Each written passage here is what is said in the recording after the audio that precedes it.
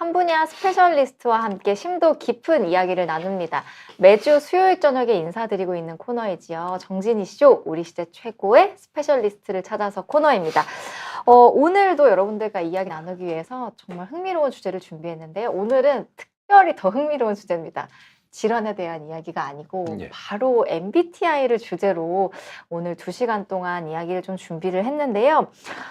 요즘에 정말 MBTI를 프로필이나 이력서에 쓰는 거는 기본이고 아예 대놓고 어떤 특정 MBTI를 선호한다는 모집 공고가 올라온다고 하더라고요. 그리고 막 제가 찾아보니까 그 결정사, 결혼정보 회사에서도 MBTI가 매우 중요하다고 합니다. 도대체 MBTI가 뭐길래 이렇게 오랫동안 많은 사람들의 사랑을 받고 우리가 좀 과몰입을 하는 건지 오늘 멋진 교수님과 함께 이야기 나눠보겠습니다. 네, 감사합니다. 서울 아산병원 정신건강의학과의 주연호 교수님과 함께합니다. 교수님 안녕하세요. 네, 안녕하세요. 여러분 안녕하십니까?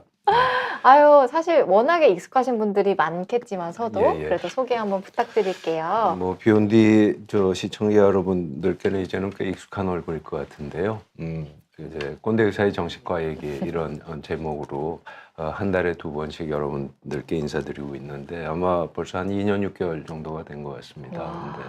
근데 최근에 또 한 6번 정도에 걸쳐서 MBTI에 대한 방송을 했는데 그걸로 끝내기에는 조금 뭐 아쉽기도 하고 또 마침 또 정 PD님이 MBTI에 뭐 말하자면 매니아라고 하셔서 어떤 의미에서는 이제 좀 늙은 사람과 젊은 사람 사이의 소통 또 어떤 의미에서는 전문가와 좀 아마추어 매니아 간의 소통 뭐 이런 식으로 또 여러분들 질의응답을 받으면 MBTI에 대한 이해 폭을 좀 넓힐 수 있는 좋은 기회가 되지 않을까 해서 의논을 드려서 오늘 이런 자리를 마련하게 된 것 같습니다.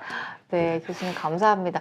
저 MBTI 정말 좋아하거든요. 저는 아직도 친구들 만나도 MBTI를 그렇게 오랫동안 얘기를 합니다. 그래서 오늘 이 시간을 무척 기다리고 있었는데 사실 수요일 날 항상 교수님 뵙고 인사드렸는데 그렇죠. 오늘 이렇게 옆에서 제가 교수님과 뭐 이야기를 진행도 돕고 할 수 있게 돼서 너무 영광스럽고 감회가 새롭습니다. 그래서 오늘 교수님 소개를 제가 조금 살짝 더 도와드리려고 하는데요. 교수님께서는 서울대학교 의과대학 졸업하시고 울산의대, 서울 아산병원 정신건강의학과 주임 교수 및 과장을 역임하셨습니다. 이 밖에도 조현병 학회 이사장, 한국조울병연구회 회장을 역임하셨고 현재는 서울 아산병원 정신과 교수로 이제 조울병, 조현병 그리고 난치성 우울증을 주 진료로 환자분들 치료 위해서 힘쓰고 계십니다. 사실 자랑거리가 워낙 많으신데 교수님께서 너무 쑥스러우시다고 이거 팍팍 조금만 하라고 말씀 주셔가지고 뭐 제가 좀 이렇게 그렇게 하는 게 오히려 제가 편하다고 말씀을 미리 드렸었습니다. 네, 오늘 아주 편안하게 교수님과 이런저런 이야기 MBTI 매니아로서 질문도 많이 드리고 여러분들과 소통하는 시간을 갖도록 하겠습니다. 그 전에요. 교수님과 제가 방송을 준비하면서 이야기를 참 많이 나누었는데 교수님께서 어느덧 진료실에서 환자분들 만나시게 된 시간이 30년? 정확하게 얘기하면 33년이고요. 그게 그러니까 전문의 딴지 세 보니까 거의 33년을 뭐 한 달 정도 못 채운 뭐 이런 시간인 것 같고요. 그게 뭐 여러분들 이해하기 쉽게 뭐 좀 가끔 그런 비유 드는데 우리나라가 그 일본 제국주의의 지배를 받은 게 몇 년일까요? 그 정확하게 얘기하면 35년입니다. 그 36년까지 할 거 없이 정확하게 이제 35년인데 그 정도가 되니까요. 사실은 어떤 의미에서는 뭐 산전수전을 다 겪었다 그럴까요? 물론 제가 이제 아주 뭐 명석한 사람도 아니고 또 아주 부지런한 사람은 아니지만 또 그렇게 한 30년 겪다 보니까는 또 뭐라 그럴까요? 제 나름대로의 생각, 그러니까 다른 사람과 다른 생각 이런 게 뭐 좀 생기게 되기도 했고 또 한편으로 이제 젊어서는 뭐 이런 게 있잖아요. 일종의 뭐 권위에 의존하고 권위 있는 분이 얘기를 하면 또 다 일단은 받아들이고 이런 경향이 뭐 저도 굉장히 있었다고 생각이 되는데 이게 한 30년 넘다 보니까는 뭐 그분들 말씀이 당연히 존중하고 훌륭한 부분이 많지만 또 뭔가 나랑 안 맞든지 또 조금 건방지게 얘기하면 그러면 틀리겠다 이렇게 생각하는 부분들이 있어서 사실은 그런 취지에서 이제 꼰대 의사의 정신과 얘기도 시작을 하게 된 셈이고요. 그래서 이제 아까 정 PD님 말씀 주셨듯이 제가 이제 조현병, 조울병, 그다음에 난치성 네. 우울증 대략 뭐 이런 순서로 이제 뭐 관심 분야를 옮겨갔지만 또 그러다 보니까는 이거는 이제 오늘 말씀드릴 얘기는 아닌데 그 조현병, 조울병 또 난치성 우울증이 서로 겹치는 부분들이 의외로 많습니다. 그래서 이제 쉽게 얘기하자면은 조현병으로 진단을 받고 조현병인 줄 알았는데 조울병이라든지 또 단순한 우울증인 줄 알았는데 조울병이라든지 이런 경우들이 상당히 굉장히 많습니다. 그래서 그런 분야에 대해서 좀 비교적 더 관심을 가지면서 뭐 지금까지 지내왔다. 뭐 이렇게 정리를 드릴 수 있을 것 같고요. 네. 성격에 관해서는 사실 뭐 정신과 사람은 뭐 누구든지 관심을 가질 수밖에 없고 또 모든 어떤 정신과적 문제, 기저에 깔린 문제가 되니까요. 관심을 가질 수밖에 없는데 사실은 성격이라는 게 정신과 의사로도 잘 이렇게 기술하고 요령 있게 설명하기가 쉽지 않은 부분이 있습니다. 근데 이제 마침 MBTI라는 게 이제 특히 한국에서도 요즘엔 아주 뭐 대유행이죠. 그러다 네. 보니까는 요게 이제 여러분들이랑 소통하는 데 있어서는 뭐 비교적 좋은 도구가 될 것 같다. 이래서 이제 6시간 정도 말씀을 드렸고 또 그런 취지에서 오늘 이제 자유롭게 뭐 일종의 토크쇼 형식으로 여러분들 네. 질의응답 포함해서 얘기하는 시간을 가지게 된 것 같습니다. 그러니까 요새 예. 좀 특별히 성격에 또 관심이 많이 생기셨고 예. 사실 6시간 동안 진짜 뭐 MBTI 개괄부터 예. 뭐 16가지 캐릭터 예. 굉장히 다양한 주제로 심도 깊게 MBTI에서 좀 다뤄주셨는데 예. 오늘은 특별히 그 MBTI의 실생활 좀 적용 측면에서 뭐 그렇게 네. 봐야겠죠. 예. 요즘 유행하는 것도 MZ 세대들은 뭐에 관심이 있을까 이런 것도 그렇죠. 좀 이야기 나누어 보고 또 여러분들의 의견도 교환하는 시간을 가져보면 좋을 것 같아서 이야기를 좀 준비를 했습니다. 특히 이제 파트 2에서는요. 요즘 가장 좀 흥미로운 이야기들 많이 준비했으니까 끝까지 기대해 주시고 여러분들 궁금한 것도 많이 질문 주시면 감사드리겠습니다. 많은 분들이 들어와 주셨습니다. 윤희님께서도 인사 주셨고 해피라이프님, 무현유님, 또 홍서희님, 저스트뮤직님, 또 홍승환님, 어흥님, 홀리해피님 안녕하세요. 네, 윤희님께서도 MBTI 시리즈 다 시청을 해주셨습니다. 그쵸? 예. 애청자시죠. 예. 네, 예. 우리 가족들과 친구들 더 이해할 수 있게 됐다고. 저는 팩트 폭격하는 ENTJ라고 이런 예. 말씀을 주시기도 요즘 했었죠. 같은 뭐 팩폭이 아주 뭐 거의 뭐 유행어처럼 돼 있으니까요. 그렇죠? 그러니까요. 예. 사실 계속 이야기를 드렸지만 저도 MBTI 정말 좋아하거든요. 저도 막 교수님한테 저 MBTI 진짜 좋아해요. 이런 얘기 평소에 여러 많이 번 했어요. 하셨죠. 예, 맞습니다. 그래서 예. 뭐 그 사람 왜 그런 거예요? 막 이런 것도 여쭤보고 막 그랬는데 사실 꽤 오랜 시간이 된 것 같아요. 이렇게 MBTI 이야기를 우리가 하게 된 게. 예. 그런데도 저는 요즘에 뭐 젊은 친구들 만나서 이야기를 하다 보면 이 MBTI의 열풍이 참 식지를 않는다. 예. 참 오래간다 이런 예. 생각이 들거든요. 음흠. 우리나라에서 이 MBTI가 이렇게 흥하고 사람들이 때로는 좀 과몰입한다 이렇게 보이기도 예. 하는데 예. 그 이유를 뭐라고 보세요? 뭐 굉장히 여러 가지 이유가 있을 것 같은데요. 뭐 시간 관계상 제가 생각하는 중요한 부분 뭐 몇 가지 정도만 말씀을 드리겠습니다. 일단 쉽게 얘기하면은 좀 우리나라가 이제 먹고 살게 됐다 뭐 이런 부분이 제일 큰 것 같다는 생각도 들고요. 무슨 얘기냐면 이제 먹고 사는 문제가 해결이 돼야 조금 뭐 고급진 뭐 욕구라든지 이게 이제 머슬로의 그 욕구 단계설 뭐 이런 네. 데서 등장하는 거지만 먹고 사는 게 좀 해결이 돼야 뭐 애착이라든지 사랑이라든지 성취라든지 또 자아 실현이라든지 또 자아 실현이 더 가면은 자기를 초월하는 이런 욕구도 있다고 얘기를 합니다. 그래서 네. 사실은 이런 MBTI를 통해서 자신의 성격을 파악하고 타인의 성격을 파악하고 서로 간에 뭐 쉽게 얘기해서 궁합 같은 거를 파악하는 게 한편으로는 우리가 좀 고급스러운 문화에 뭐 접근했다 뭐 이렇게 좋게 생각할 수 있는 부분이 있을 것 같고요. 네. 그다음에 이제 MBTI라는 게 사실은 이제 사람을 16가지 타입으로 구분을 하는 거지 않습니까? 그러면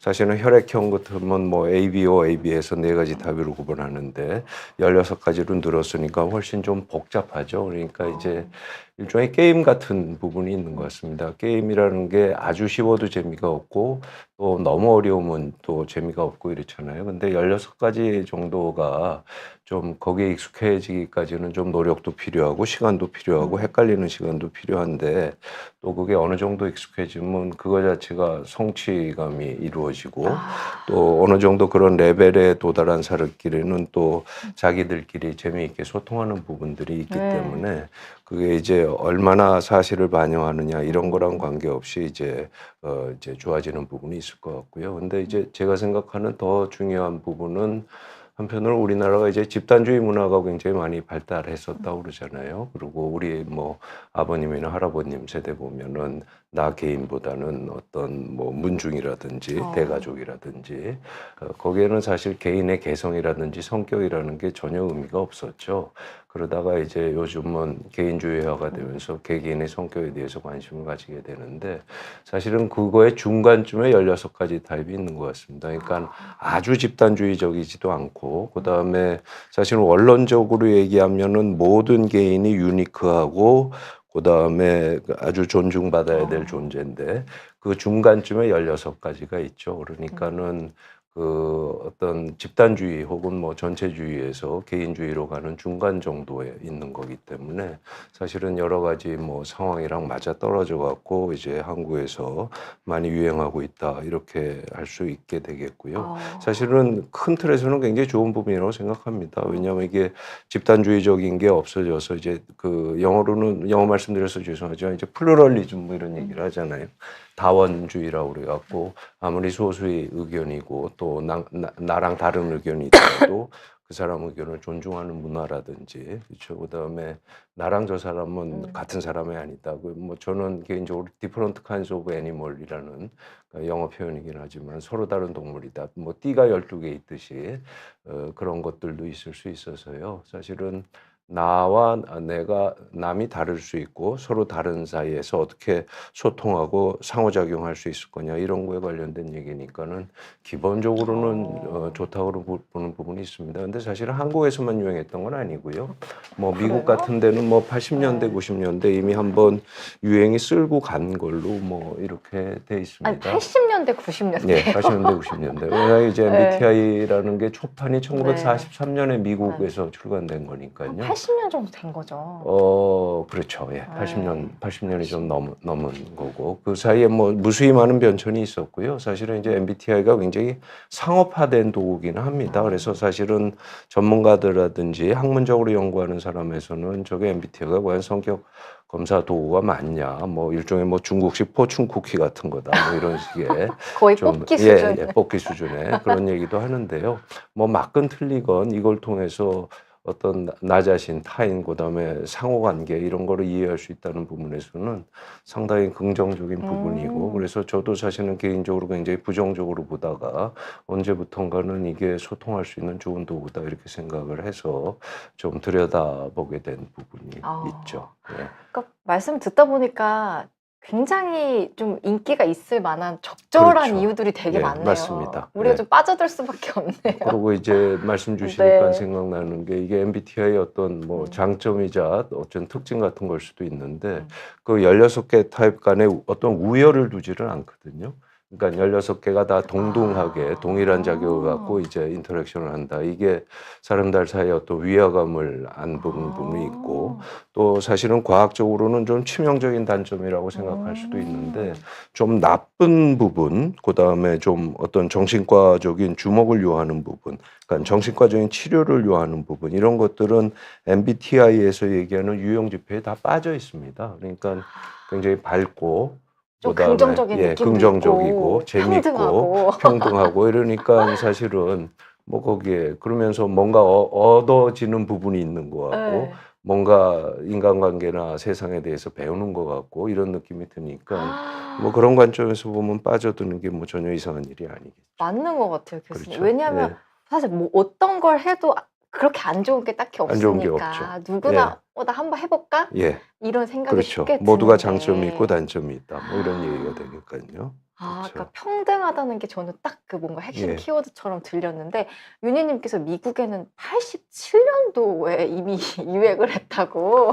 아, 80년대 예. 미국이었어요. 아, 예, 예. 네. 그렇죠. 예. 그러니까 우리나라만 이렇게 유행을 하는 게 아니고 어떻게 보면 다른 나라에서는 미리 미리 왔다 간 것 예, 미리 같은데 왔다 간 그럼에도 것 불구하고 같아요. 한국에서 더 세게 유행하고 또 지금 기점으로 보면 한국에서 제일 유행하는 것 같다 이런 느낌은 사실은 듭니다. 근데 거기에 대해서 조금 뭐 크리티컬하거나 시니컬한 얘기는 제가 네네.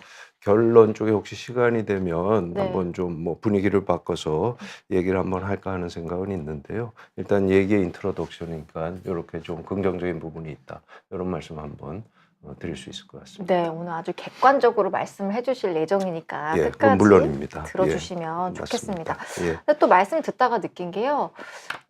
저는 그 MBTI를 좋아하는 이유 중에 하나가 우리나라 사람들이 참 분류를 좋아한다는 생각이 좀 들기도 해요. 이를테면 예, 우리 예전에는 너 혈액형 뭐야? 이런 질문 진짜 그렇죠. 많이 했잖아요. 예, 사실 뭐 그거는 뭐 정말 타고나는 건데 음흠. 그런 거조차도 좋아했는데 음, 그래서 이 MBTI를 더 좋아하는 게 아닌가라는 생각도 드는데 예, 사람들이 이렇게 좀 분류하고 어떤 타입인지 좀 찾아내고 이런 거를 음흠. 또 좋아하는 이유가 있나요?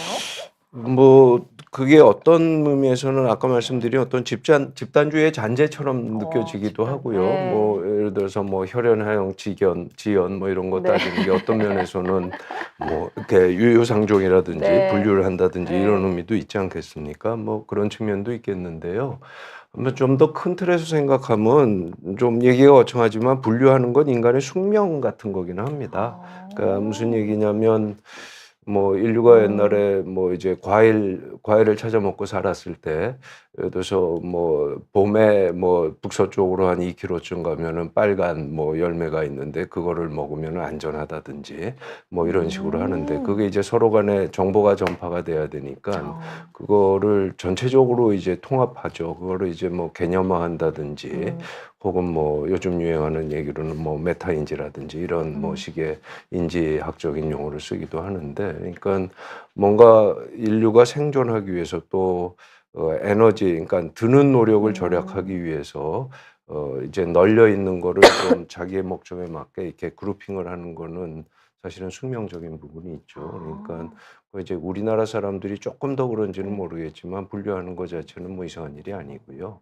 그다음에 이제 정신과 얘기니까 이제 정신과에 관련해서 말씀드리자면 사실은 정확하게 말씀드리자면 정신과적인 진단 자체가 분류랑 거의 동의어입니다. 그러니까 환자들을 어떤 기준에 의해서 분류를 하면 그게 조현병이 되고 조울병이 되고 우울증이 되고 이렇거든요. 그러니까 조금 요거는 이제 더 보충 설명이 필요한데 기회가 되면 다시 한번 말씀드리겠는데 결론적으로는 그 classification is 뭐 disease itself쯤 됩니다.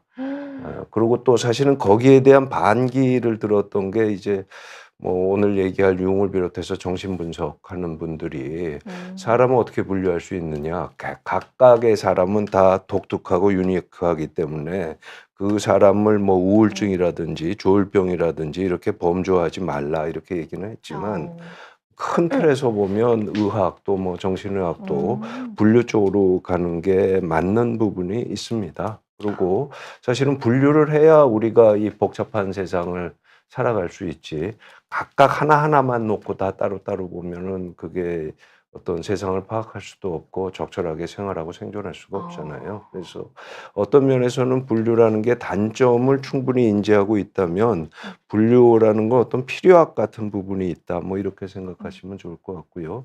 그러니까 MBTI가 분류한다고 그래서 MBTI가 나쁘다 이 말은 뭐 성립이 안 되는 것 같기는 하고요. 모든 심리 측정 도구는 분류한다. 뭐 이렇게 이해하셔도 큰 틀에서는 뭐 틀리지 않을 것 같습니다. 그러네요. 제가 생각해보니까 의학도 어떻게 보면 그렇죠. 분류는 맞습니다. 곧 진단이다. 예, 라는 말씀을 주셔서 진짜 숙명 같은 예, 어떤 맞습니다. 근데 본능에 그거 좀 이제 뭐 가깝다. 의학뿐만 아니라 네. 어떤 뭐 사람의 생활이나 자체가 다 분류에 어, 관련된 부분이 있겠다. 이런 말씀 드릴 수 있을 것 같습니다. 그렇죠? 그렇군요. 예. 왜냐면 카테고라이즈 했다고 그랬는데 네. 카테고라이즈 한다는 게 이제 맞죠. 뒤에 네. 다시 한번 저 용어는 설명을 좀 드리겠습니다. 네. 예. 그리고 여기서 또 의문이 드는 게 그 MBTI를 테스트를 할 때마다 뭐 계속 똑같다고 이야기하시는 분들도 있는데 예. 이게 해볼 때마다 다르다 혹은 나이가 음. 들면서 다르다 이렇게 예. 이야기하시는 분들도 꽤 많습니다. 그렇죠. 그래서 여기서 이제 두 가지 의문이 듭니다. 저는 예. 이게 정말 MBTI가 뭐 상황이나 마음 상태나 뭐 현재의 가치관에 따라서 바뀌는 건지 아니면 우리가 이 MBTI가 성격 유형 검사라고 알고 있는데 예. 본질적으로 성격을 유형하는 검사가 아닌 건 아닐까? 예. 이런 의문도 좀 듭니다. 일단 첫째 네. 그게 대답은 MBTI가 뭐의 약자인가를 보시면 아실 수도 있을 네네. 텐데요. 그게 마이어스 브리스 타이프 인디케이터에서 MBTI입니다. 그래서 마이어스 브릭스는 모녀고요. 거기 이제 퍼스널리티라는 텀이 없고 타이프라고 돼 있잖아요. 네네네. 그러니까 사실은 MBTI 자체가 성격이 안 들어가 있네요. 원래 의도한 것 자체가 네. 성격이 아닐 수도 있고요. 원래 의도한 거는 뭐 인지과학적으로 얘기할 때는 정보를 처리하는 방식에 관련돼서 네. 사람마다 그 스타일이 다르다 이런 쪽에 사실 가깝기는 합니다. 그러니까 원래 의도한 것 자체가 성격이 아닐 수도 있고요. 물론 성격인 부분이 있기는 했지만요. 그런 부분이 있고요. 그다음에 MBTI가 원래는 BMTI였습니다. 근데 그게 이제 상업화되는 과정에서 BMTI로 하면 뭐 다른 뭐 뜻을 연상시킨다 그래서 MB로 바꿨거든요. 그래서 딸이 먼저 나오고 엄마가 네네. 뒤로 갔지. 뭐 딸이 더 이 MBTI 기여를 했다든지 이런 거는 아닌 부분이 있죠. 그래서 여기서 말씀드리고 싶은 거는 꼭 성격도 측정 도구는 아니었고 그다음에 되게 오리지널 버전과는 달리 상업화된 부분이 있기 때문에 상업화한다는 부분에서는 이게 실제로 성격을 측정하는지 아닌지에 대해서는 관심이 일차적이지는 않을 수 있잖아요. 그래서 MBTI 어떤 태생 자체가 그렇게 성격을 아주 충실하게 측정하겠다. 이거는 뭐 아니라고 볼 수 있고요.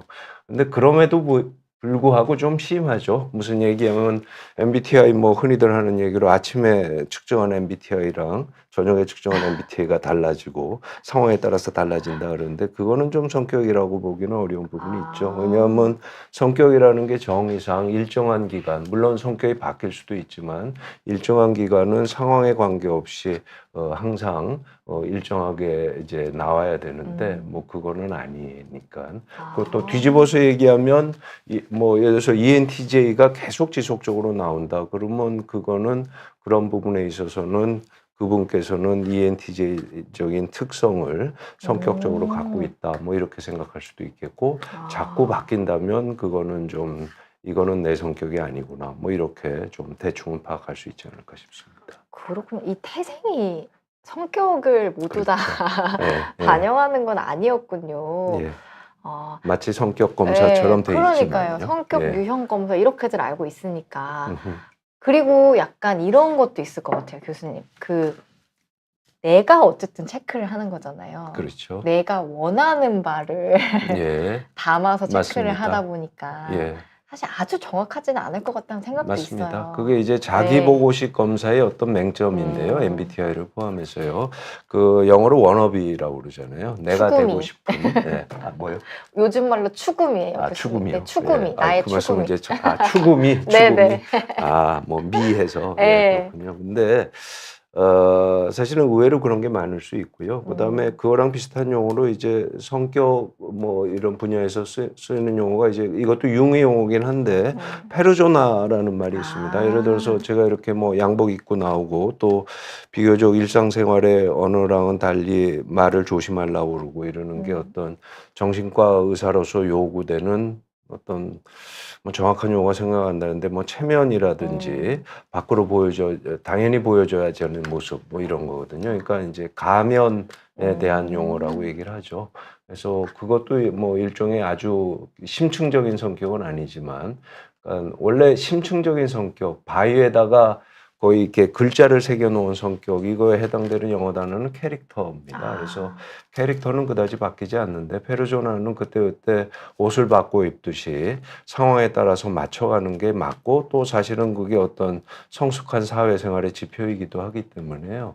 어떤 페르소나를 측정한다 그러면 또 MBTI가 그때그때 바뀌는 게 맞겠죠. 근데 사실은 우리가 더 관심이 가지는 부분은 어떤 내가 뭐가 되고 싶다든지 혹은 내 페르소나라기보다는 진짜 내 모습이 뭐냐 이거를 알고 싶은 게 대부분의 사람들이 이제 MBTI를 관심을 갖는 이유가 되지 않겠습니까? 이제 맞아요. 그런 부분에서는 좀 한계가 있다 이렇게 말씀드릴 수 있을 것 같습니다. 그래서 요새 교수님 유행하는 말 중에 하나가 또 예. 호소인이라는 말이 있는데 호소인. 네, 아, 예, F 그렇죠. 호소인이라는 말이 그렇죠. 또 있더라고요. 들어본 것 누가 같습니다. 봐도 T인데 예, F가 나왔대요. 그렇죠. 이거 F 아니 F 호소인 아니야? 이렇게 얘기하기도 하거든요. 예, 그러니까 예. 원하는 모습이 좀 반영이 되는 그렇죠. 경우도 좀 예, 분명히 있는 것 그렇죠. 같습니다. 근데 원하는 게 네. 여러 가지 다양한 동기로 여러 가지 다양한 방식으로 원하기 때문에요. 네. 그렇죠. 뭐 인간의 심리나 성격이라는 게 복잡하다 뭐 이렇게 말씀드릴 수 있을 것 같습니다. 그렇죠. 그렇군요. 네. 여기서 또 궁금한 게요. 예. 어흥님께서도 예리한 질문을 주셨는데, 예. 이제 저희 출연해주시는 교수님들께서 이제 네. MBTI를 물론 뭐 좋아하시는 분도 계시지만, 예. 좀 신뢰도가 떨어진다 이렇게 말씀 주시는 분들이 꽤 많았었거든요. 그래서 혹시 그러면 이제 정신건강의학과에서 성격을 좀 분석하는 검사들은 뭐가 있는지, MBTI랑은 좀 어떻게 다른지 궁금해요. 그게 이제 뭐 대표적인 도구들은 이제 네. TCI라고 그러는 도구가 있고요. 그다음에 이제 MMPI라는 도구가 네. 있고, 그다음에 이제 네오PI라고 그래서 그 빅5 모델이라고 5가지 팩터에 기반한 PI는 퍼스널리티 인벤토리 이렇게 되고요. 네. MMPI라는 것이 이제 미네솔타 멀티페이직 퍼스널리티 인벤토리 뭐 이렇게 됩니다. 그래서 사실은 그런 것들이 이제 성격을 측정하는 도구다 이러는데 사실은 그 중에서 뭐 이제 전문가들 사이에서 제일 그 신뢰성이 있고 타당하다 이런 성격 검사 도구는 저기 지금 화면에 보여지는 그 네오 PI, 그러니까 네오 퍼스널리티 인벤토리, 요게 이제 가장 네. 타당한 검사다 이렇게 생각을 하고 이거 있고요. 너무 흥미로웠어요. 이거 자세히 네. 설명해 주세요. 네. 저거 이제 근데 저 이제 오늘은 주제가 MBTI니까요. 네. 저게 MBTI가 그렇게 믿지 못할 도구는 아니다 이렇게 뭐 약간 마이너한 주장이기는 하지만 그런 주장을 하는 이유가 저게 자세히 살펴보면 그게 이제 네오 PI랑 유사한 점이 많다 이런 얘기가 되겠습니다. 그래서 MBTI 처음 들으시는 분들은 조금 생소할지 모르겠지만 MBTI의 유형 지표를 보통 4개를 잡거든요. 그래서 맨 위에 있는 게 익스트라 버전이 이제 외향성이잖아요. 그래서 MBTI에 해당되는 외향, 내향, E와 I, 익스트라 버전, 인트로 버전 이렇게 되겠고요. 그다음에 오른쪽에 있는 게 conscientiousness라고 해서 뭐 양심적이다 이렇게 얘기할 수도 있는데 저건 이제 성실성에 관련된 겁니다. 그래서 MBTI로 얘기하면 맨 마지막 지표가 P랑 J 이렇게 하잖아요. 그래서 저게 이제 단어의 선택이 잘못됐다 뭐 이런 얘기를 하기는 하는데 J라는 게 매사가 계획적이고 철두철미하게 이행하는 거니까 성실한 거고 P가 이제 즉흥적인 측면을 반영하는 거니까 저게 이제 유사하다 이렇게 얘기를 하고요. 그다음에 이제 그 아래 있는 이모셔널 스터빌리티는 뒤에 다시 말씀드리고요. 그 옆에 가면 오픈니스 투 익스피리언스에서 경험에 대한 개방성 이렇게 돼 있잖아요. 저게 이제 MBTI에 있어서는 S와 N에 해당되게 됩니다. 그래서 저거는 이제 이해하려면 약간의 이제 프로세싱이 필요한데 S라는 건 사물을 있는 그대로 보는 거니까 어떤 의미에서는 확장되거나 열려 있지 않다 이런 뜻으로도 해석될 수 있죠. 근데 N이라는 거는 사물을 있는 그대로 보는 게 아니라 거기서 뭐 메타인지를 한다든지 거기서 어떤 상상력을 더한다든지 이런 과정이 되니까 경험에 대해서 열려 있다랑 일맥상통한다. 뭐 약간은 어불성설인 것 같기도 한데 그렇게 생각할 수 있고요. 어그리어블리스라는 게 지금 뭐 F호소인 이런 말씀하시지만 이제 한국에서 그 T스럽다는 게 거의 뭐 이제 비난받아 마땅한 뭐 그런 뭐 밈처럼 이렇게 형성이 되어 있는데 사실은 이제 어그리어블리스가 타인의 의견에 동조하는 거니까 누가 봐도 F죠. 그리고 T라는 건 사실은 생각으로 정보를 처리하는 거다. 논리적으로 정보를 처리하는 거다. 이게 원래 뜻에는 맞는데 거기서 이제 파생된 개념으로 생각이라는 건 개인적으로 생각하는 거고 남의 생각이랑 관계가 없으니까 굉장히 독립적인 거를 뜻하는 게 됩니다. 그러니까 독립적이다 보니까 자기 고집이 있게 되고 그러니까 타인이랑은 이제 어그리어블 하는 게 좀 떨어지게 되겠죠. 그래서 저게 이제 T와 F 이렇게 됩니다. 그래서 저기 이제 네오 5 모델에서 얘기하는 빅5 모델에서 얘기하는 ECOA가 이제 MBTI 4개에 해당하게 됐고 이모셔널 스터빌리티가 아까 제가 MBTI라는 게 굉장히 밝은 부분만 반영하고 좀 어두운 부분을 일부러 빼놨다 뭐 이렇게 얘기를 했잖아요. 근데 MBTI도 돈 많이 주고 고급 버전으로 가면 저 이모셔널 스터빌리티가 포함이 되어 있습니다. 하나 더 뿅 뒤에 5번째 글자가 있습니다. 돈을 더 내야 됩니다. 그러면 이제 거기에는 이제 뭐 쉽게 얘기하면 얼마나 쉽게 불안하고 얼마나 부정적인 사건에 마음이 약해지고 그다음에 정서적으로 불안하냐 아니냐 이런 거에 관련된 부분인데요. 저게 이제 흔히들 정서적으로 불안하면 F성향이 높다 이렇게 얘기를 하는데 원래 MBTI는 전혀 족보에 없는 얘기입니다. 그래서 이제 저거는 별도로 뛰어나서 생각하셔야 되고 그래서 이제 그런 관점에서 얘기하자면 그 MBTI를 해석할 때 F라는 거 이제 굉장히 조심해야 될 필요가 있다는 거죠. 그냥 직관적으로 보면 저기 정서적인 불안정성, 이모셔널 스터빌리티 혹은 인스터빌리티를 반영하는 것처럼 보이니까요. 그렇죠? 예, 그렇게 생각하시면 될 것 같습니다. 근데 조금 진짜 매칭이 되는 부분들이 있네요, 교수님. 그렇게 MBTI를 좋아하는 사람은 또 그렇게라도 긍정적으로. 예, 가장 그러니까 골드 스탠다드랑 이게 서로 네. 부합되는 부분이 있으니까 받아들일 수 있는 거 아니냐 뭐 대충 이런 논리인 것 같습니다. 이 검사는 어떻게 받을 수 있는 거예요, 교수님? 뭐 돈 주고 받으면 되죠. 예. 그래도- MBTI도 원래는 뭐 돈 주고 받아야 되는 건데요. 네. 흔히들 여러분들 그 인터넷에서 보시는 16%인가요? 그거는 사실은 이제 MBTI 외형을 띠고 있기는 하지만 MBTI 검사는 아니라고 얘기를 하고요.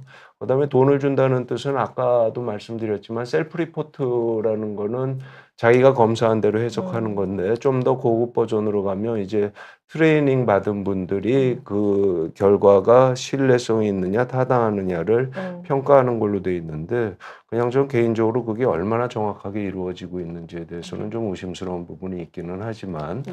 예, 그렇게 좀 일을 더 프로세싱 해야 되는 부분은 있을 수 있다 이렇게 말씀드릴 수 있을 것 같습니다.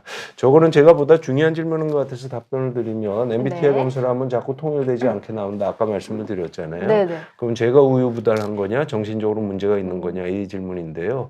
저거는 바지락 술님이 전혀 우유부단하신 거 아니고요. 전혀 정신적으로 문제 있는 게 아니라요. MBTI 검사가 가지고 있는 문제라고 보셔야 됩니다.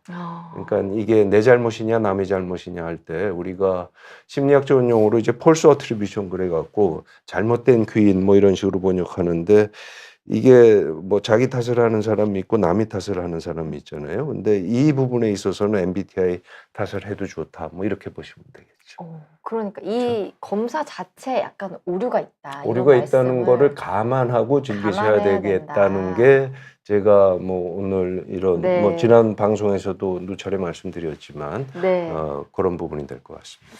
그렇군요. 어느 정도 감안해야 될 부분들을 잘 말씀해 주시고 있는데 네.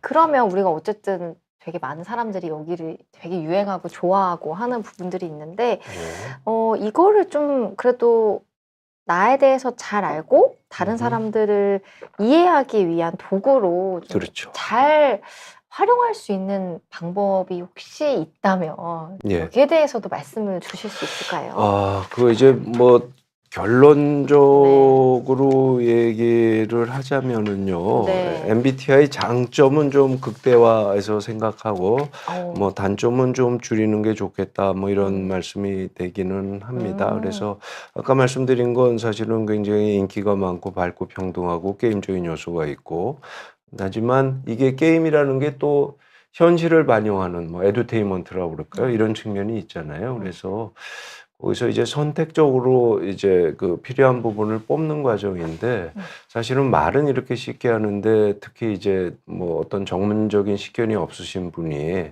MBTI를 하면서 이게 정말로 영양가 있는 얘기냐 혹은 내가 속아 넘어가는 거냐 이런 생각을 할 수는 있잖아요. 그래서 조금 뭐 이상한 얘기는 하고 디테일에 대해서는 이제 구체적인 타입을 하면서 조금 그걸 어떻게 보는지에 대해서는 말씀을 드리겠지만 그냥 총론적으로 말씀드리자면 그냥 조금 문제가 있다는 걸 감안하고 게임 즐기듯이 즐기다 보면 조금 현실을 반영하는 부분이 있지만 거기에 대해서 너무 있는 그대로 믿지는 않는 게 좋겠다. 뭐 이런 말씀 드릴 수 있을 것 같습니다. 그러니까 MBTI를 통해서 좀 더 발전을 한다고 그럴까요? 그리고 발전하다 보면 언젠가는 MBTI를 뭐 버려야 된다고 그럴까요? 뭐 이런 순간이 뭐 오지 않을까 뭐 이런 생각은 하는데요. 다만 네. 뒤에도 한번 말씀드리겠지만 저 유형 지표들이요. 그러니까 네네. 외향적이냐 내향적이냐 또 F냐 T냐 S냐 N이냐 뭐 이제 P냐 J냐는 뭐 조금 거기에 의심스러워하는 부분들이 있지만 그거 자체는 심리학적으로 굉장히 의미가 있는 어떤 어. 지표들이긴 합니다. 그래서 음. 거기에 대해서 한번 자신이 진지하게 생각해보고 또 어떤 부분에 대해서 좀 약하다 생각이 되면 나는 뭐 F가 좀 부족하다든지 나는 외향성이 부족하다든지 이러면은 사실은 인생을 살다 보면 자기가 잘하는 부분 때문에 더 득을 얻게 되는 부분도 있지만 자기가 못하는 부분 때문에 발목을 잡히는 부분이 네. 있거든요. 자기가 다른 걸 굉장히 잘해도 그래서 자신의 어떤 단점을 좀 보완하는 식으로 그러니까 내 MBTI가 뭐기 때문에 나는 문제다 이렇게 생각하시는 게 아니라 그중에 어떤 요소가 나한테 부족한 거니까 이거는 어떤 방식으로든지 좀 보충을 해야겠다 이런 자세로 임하면은 좋지 않을까 뭐 이런 생각이 듭니다. 네. 저는 되게 공감이 갔던 게요, 교수님. 네.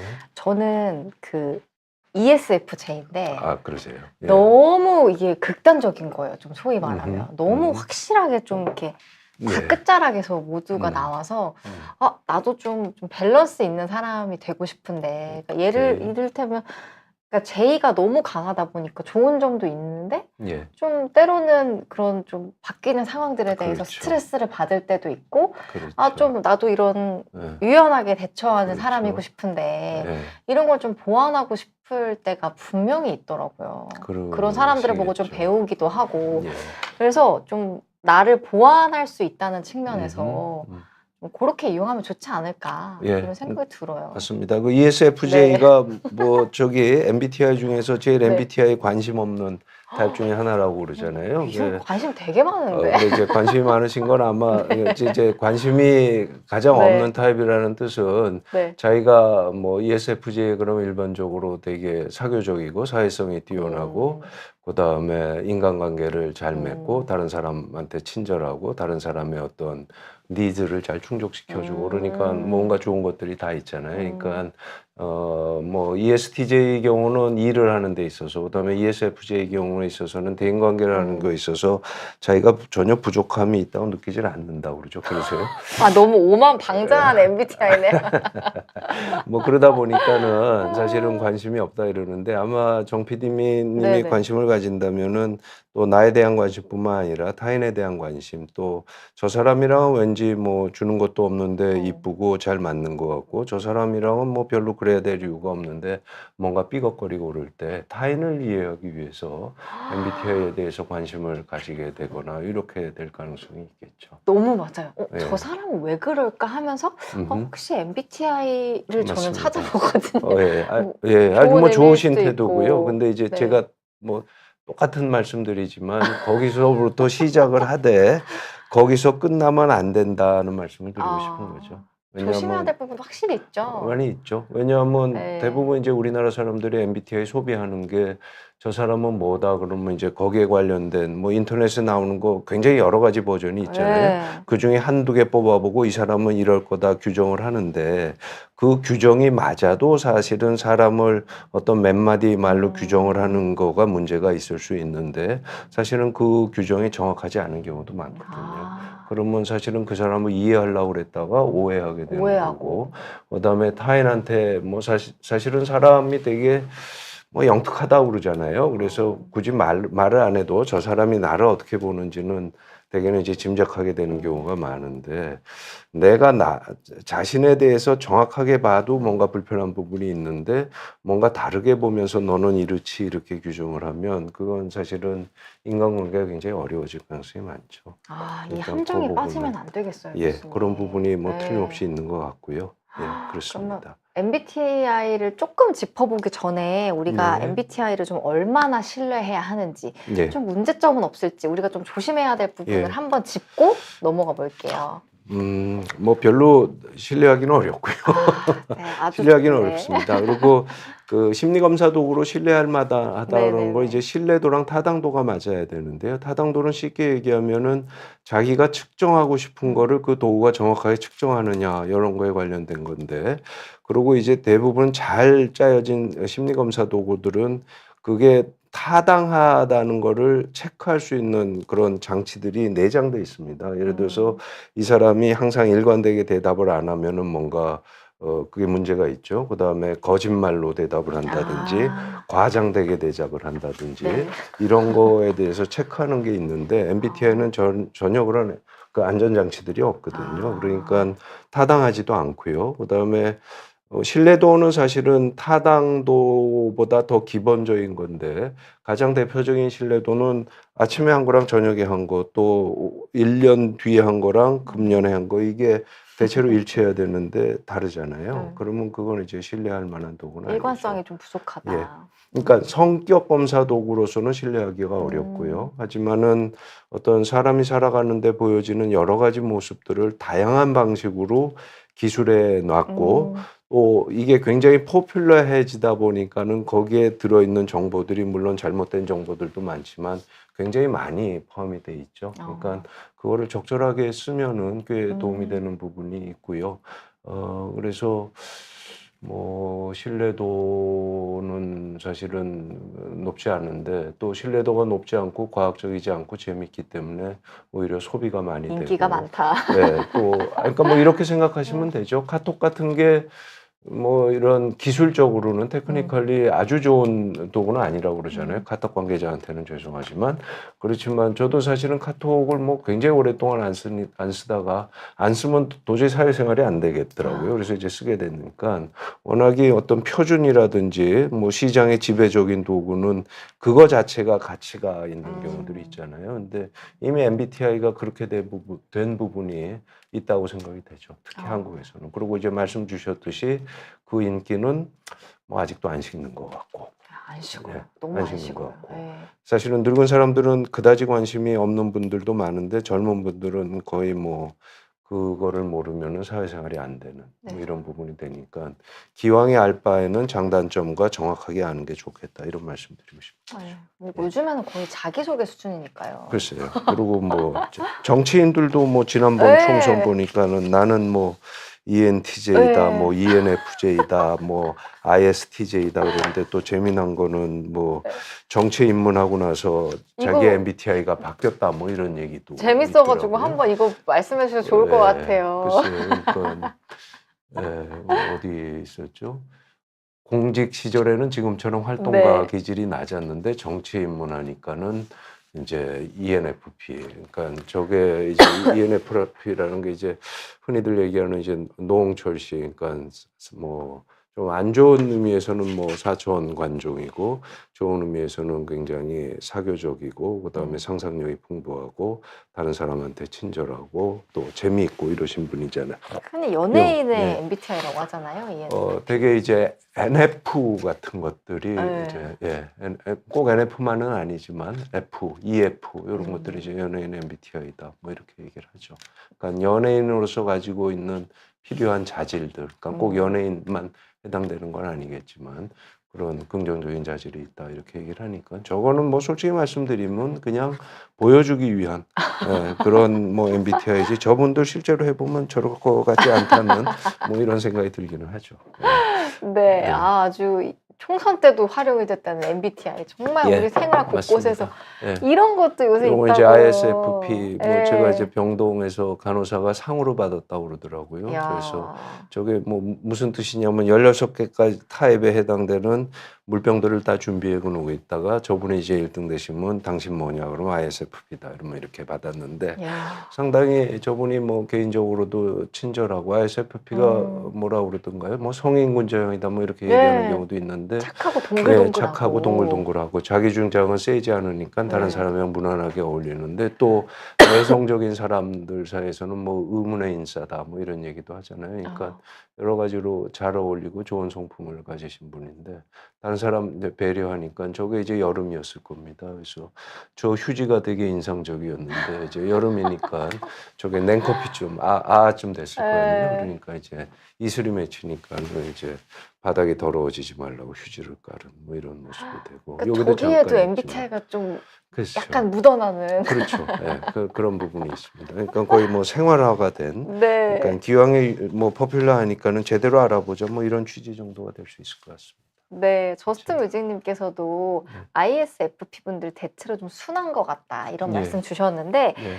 이제 오늘 생활 속 MBTI 뭐 궁합 얘기도 하고 다양한 네. 이야기를 할 건데 그 전에 그래도 MBTI 성격 유형에 대해서 잠깐만 좀 리마인드하는 그렇죠. 시간을 예. 가져보겠습니다. 어떻게 좀 분류하는지만 좀 살짝 예. 짚어보고 넘어갈까 봐요, 뭐 교수님. 일종의 MBTI 사용법 좀 정도 될 것 같은데요. 그 네. 슬라이드 아까 하나 네, 보여주시면 어디로 가볼까요? 예, 아, 요 예. 부분입니다. 이제 말씀드렸듯이 외향, 내향, 그다음에 이제 감각, 직관, 사고, 감정, 그다음에 저기 이제 퍼시빙을 번역하면 인식이고 저징을 번역하면 판단인데 사실은 인식이나 판단이랑 관련된 부분은 아니고요. 퍼시빙은 굉장히 상황에 대처하는데 즉흥적이다. 아까 정 PD님은 이제 너무 이렇게 계획적이어서 네. 오히려 좀 본인 자신이 답답하다 이렇게 말씀을 주셨는데 뭐 거기에 대한 대답이라고 할까 뭐 이런 부분은 사실은 뭐 그런 얘기들이 있잖아요. 연습할 때는 굉장히 계획적으로 하고 그다음에 막상 실전에서는 자기 계획한 걸 다 잊어버리고 그냥 즉흥적으로 대하라 이러는데 저게 이제 전쟁 같은 데서 뭐 남성분들은 쉽게 이해하시겠지만 그러니까 전쟁 상황에서 훈련할 때는 모든 걸 계획하고 그다음에 전략을 잘 짜고 전략대로 하자 이렇게 계획을 세운 다음에 하지만 뭐 전쟁 상황이라는 게 여러 가지 우발 변수들이 많잖아요. 그러니까 그쵸. 그 다음에는 이제 계획을 잊어버리고 그때그때 아. 상황에 적절하게 대처해야 된다. 이게 뭐 제가 인식하는 범위에서는 P와 J의 가장 뭐 적응적인 뭐 이런 부분이라고 생각이 되는데요. 뭐 그렇게 이해하실 수 있고 그다음에 외향 내향은 사실은 저 깊게 들어가면 되게 어렵습니다. 근데 그냥 우리가 직관적으로 쉽게 이해하는 부분에서는 외향이라는 건 관심의 방향이 외부가 있고 내향이라는 건 관심의 방향이 나한테 쏠려 있는 뭐 이런 거죠. 근데 정신과적으로 얘기하면 사실은 내면의 세계 자체가 외면의 세계의 표상이다 뭐 이런 얘기를 하거든요. 그래서 외면 세계와 내면 세계가 저렇게 딱 이렇게 칼로 자르듯이 구분되어 있는 건 아니기 때문에 저 외향 내향도 좀 들어가 보면은 저렇게 말처럼 간단한 부분은 아니다 이렇게 말씀드릴 수 있을 것 같고요. 사고와 감정에 대해서는 이제 너무 이제 포퓰러해서 뭐 다들 이해하시기는 하는데 일반적으로 사고라는 건 논리를 사용하고 냉정하게 뭐 쉽게 얘기하면 머리를 쓴다 뭐 이런 정도가 되겠고 감정이라는 거는 뭐 우리가 흔히들 얘기하는 좋은 거 안 좋은 거뭐 그러니까 나한테 유쾌한 거 불쾌한 거 이런 것도 이제 가장 감정의 원초적인 형태이기는 한데 저게 이제 조금 더 발전하면 선악을 판단하는 거라든지 거기서 좀 확장돼서 가치를 판단하는 기능이라든지 어떤 타인의 마음의 상태를 공감하고 배려하는 거라든지 이런 쪽으로 이제 진화하게 되죠. 그런 부분이 되겠고요. 그다음에 감각과 직관이 조금 더 인지학적인 용어라서 그냥 일반적으로는 이해하기가 쉽지 않으실 수도 있는데요. 감각이라는 건 그냥 보이는 대로 믿는 거다. 아주 쉽게 얘기하면 그런 겁니다. 그러니까 왜 영어 표현 중에 I see 그러면은 나는 봤다는 표현도 있지만 나는 이해했다. 뭐 이게 I see라고도 쓰잖아요. 그런 의미에서 이제 감각이라는 게 인식으로서도 작용한다. 이런 의미가 되겠고요. 그다음에 직관이라는 거는 뭐 지금 말씀드린 거를 비유해서 말씀드리자면 보이지 않는 걸 보는 거, see the unseen 뭐 이렇게 얘기하죠. 그러니까 어, 그 너머에 있는 걸 보는 거 이런 거를 이제 직관이라고 얘기를 하고요. 그러면 이제 직관은 너머에 있는 걸 보다 보니까는 현실적이지 않고 뭐 쉽게 얘기하면 땅에 발을 딛지 않고 뭐 먼 하늘만 쳐다본다 이렇게 비판받을 수 있는 여지도 있고 또 반대로 얘기하면 S라는 거는 있는 그대로만 보고 뭐 상상력이 부족하다든지 지극히 현실적이어서 어떤 사실은 어떤 세상이라는 게 프랙티컬한 게 있으면 좀 비어 있는 부분 뭐 실이 있으면 허가 있는데 그런 거에서는 이제 뭐 상대적으로 부족한 게 아니냐 뭐 이런 게 이제 일반적인 어떤 뭐 내러티브가 되겠죠. 그래서 일단은 요걸 한번 이해하시는 게 좋을 것 같고요. 그다음에 이거는 뭐 융이나 그다음에 마이어스 브릭스가 얘기한 건 아니긴 한데요. 저거를 이제 두 글자씩 묶는 거는 조합이 굉장히 여러 가지가 나올 수 있는데 네네. 그중에 가장 이제 많이 쓰이는 조합이 NT 조합과 NF 조합, 그다음에 SP 조합, SJ 조합 이렇게 네 개로 하는 겁니다. 근데 네. 요게 이제 뭐 데이비드 컷이라는 임상 심리학자가 주창한 거긴 한데 꽤 그럴듯하기는 합니다. 그래서 그 이제 그리스 로마 신화에 붙인 건데 NT라는 거 이제 프로메테우스에 비유를 했고요. 네. 프로메테우스가 이제 제우스한테 불을 훔쳐서 인간한테 전해주고 그 전해줬기 때문에 제우스의 노염을 받아서 저 코카소 산맥에 묶여갖고 독수리한테 간을 쪼아먹혔다는 그 신이요.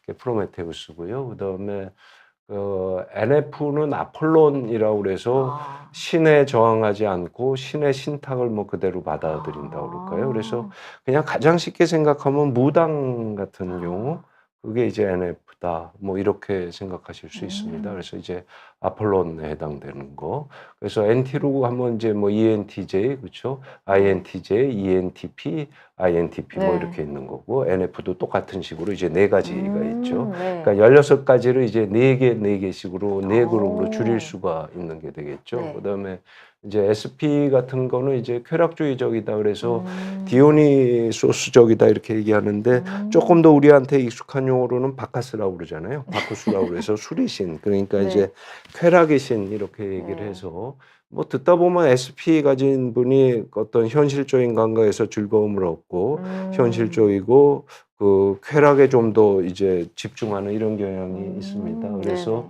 개미와 배짱이 식으로 얘기하면 이제 배짱이 해당되고요. 그다음에 SJ는 사실은 SP와 같은 S, 센세이션, 그러니까 감각을 공유하고 있는데 SJ 경우는 감각을 있는 그대로 즐기면 쾌락이 되잖아요. 근데 감각을 좀 컨트롤하는 성향이 강하다고 얘기를 하죠. J가 좀 누르고 있는 거군요. 누르거나 계획하거나 뭐 뒷날을 위해서 지금을 좀 참는다든지 이런 의미가 있으니까요. 그래서 그거는 이제 신으로 얘기하면 에피메테우스를 비유를 합니다. 그러니까 메테우스인데 앞에 프로가 붙은 게 이제 프로메테우스고 에피가 뒤라는 뜻이잖아요. 그래서 에피메테우스는 이제 프로메테우스의 동생인가 뭐 이렇게 되죠. 근데 이제 에피메테우스의 마누라가 저 판도라잖아요. 근데 판도라가 그렇게 미인이었는데 제우스가 그 에피메테우스를 골탕을 먹이려고 이제 미녀를 보내갖고 얘를 홀렸다 뭐 이런 얘기가 있죠. 그래갖고 이제 미녀에 홀려갖고 별로 이제 뭐 이렇게 지내다가 판도라가 그 판도라의 상자를 여는 바람에 에피메테우스가 뭐 얼른 닫았는데 희망만 남았다 뭐 이런 얘기가 널리 알려져 있잖아요. 그러니까 에피메테우스는 좀 프로메테우스보다는 떨어지지만 좀 능력은 떨어지지만 뭔가 반성하고 조금 늦지만 뭐 일을 수습하려고 하고 그러니까 이게 뭐 의무와 책임감이 강하고 성실하고 착하다 뭐 이런 식으로 얘기를 하는데 뭐 그냥 지어낸 얘기일 수도 있지만 또 그럴듯한 얘기라서 그렇게 이해를 하시면 두 가지 타입을 하는 거 굉장히 여러 가지가 있는데 뭐 여기 지금 얘기하는 이 네 가지 유형 지표 그다음에 아까 얘기한 NTNF, SJSP로 하면은 16개 정도로 이제 네 그룹 정도로 구분해서 보니까 특히 이제 초심자 입장에서는 16개를 한꺼번에 다 파악하기가 되게 어렵잖아요. 그러니까 그렇게 저렇게 네 개를 이해하시고 네 그룹씩 가시면은 비교적 좀 뭐 쉽게 쉽다는 것도 사실은 나이 든 사람은 잘 안 되는 것 같아요. 확실히 이게 젊은 분들이 머리가 빨리빨리 돌아서 젊은 분들은 아주 뭐 짧은 시간 안에 쉽게 이해하시는 것 같은데 저도 저거를 처음 입문했을 때 뭐 많이 헷갈리고 뭐 이렇게 되기는 했었습니다. 이렇게 네 개로 분류하니까 좀 훨씬 와닿는 것 같기는 해요, 교수님. 그리고 또 사실은 이 8가지 어떤 스펠링 중에서 약간 유일하게 호불호가 조금 있는 게 저는 T랑 F인 것 같아요. 사람들의 어떤 선호도가 있는 게. 근데 그게 옳은 방향은 또 아닌 것 같다는 생각이 들거든요. 뭐 절대 아니고요. 그래서 혹시 시간을 주시면 마지막에 그 저 T와 F에 관련해서는 제가 아주 생생한 예를 하나 뭐 들어드리려고 그러고요. 근데 결론적으로 말씀드리자면 F는 굉장히 선한 거고 훌륭한 거고. 뭐 공감 능력도 뛰어나고. 공감 능력도 뛰어나고 다른 사람을 배려하는 사회성이 거고. 좀 뛰어나고. 사회성이 뛰어나다 이렇게 얘기를 하는데 뭐 그 말 맞죠. 그러니까 F를 폄하하자는 얘기는 전혀 아닌데요. T도 사실은 사회생활에서 굉장히 필요한 부분이고요. 오히려 저게 이제 어떻게 보면 뭐 적절한 용어가 아닐 수도 있지만 F라는 게 오해하면 위선적이다 뭐 이렇게도 볼 수 있잖아요. 네네, 뭐 그렇죠. 이게 속마음은 그렇지 않은데 저 사람을 무슨 뜻은 좋을 수 있지만 남의 위로하는 생각에 좀 의미에서 맞추는 그런 게 맞춰주는 있으니까. 그러니까 그러다 보면 결국은 자기를 잃고 네. 자기를 잃어서 있는 그대로 팩트에 대해서 얘기를 안 하면 결국은 상대방도 골탕 먹이게 되는 이런 게 되니까 사실은 F라고 다 선이고 T라고 다 악은 뭐 당연히 아니죠. 근데 맞아요. 예, 그런 부분이 있습니다. 근데 저 T가 굉장히 그런 부분에서는 네. 좀 위약적인 부분이 있죠. 어, 굉장히 악스러운데 사실은 저게 선인 경우도 네. 사실은 굉장히 많습니다. 그래서 오히려 좀 반발심이긴 하지만 네. 너무 F를 강조하는 세상이 되다 보니까 그러니까요. 저는 뭐 T가 훨씬 더 뭐 훌륭한 것까지는 아니지만 오히려 그 반발로서 T가 F보다 훨씬 뭐 적응적이고 고차원적이고 또 세련된 부분이 있을 수 있다. 이런 말씀은 한번 꼭 드리고 싶고요. 맞습니다. 근데 오해하지 말으셔야 될 건 그렇다고 F를 폄하하는 건 전혀 아니고 네. 저게 다 갖춰져야 된다. 이 말씀을 꼭 드리고 싶습니다. 그러니까 뭐, 저게 어려운 네. 게 아닙니다. 근데 T스러운 사람이 F를 갖추는 거나 F스러운 노력해서 사람이 예, 보완할 수 있다는 특히 거잖아요. T나 F가 제가 생각하기에는 그런 것 같고요.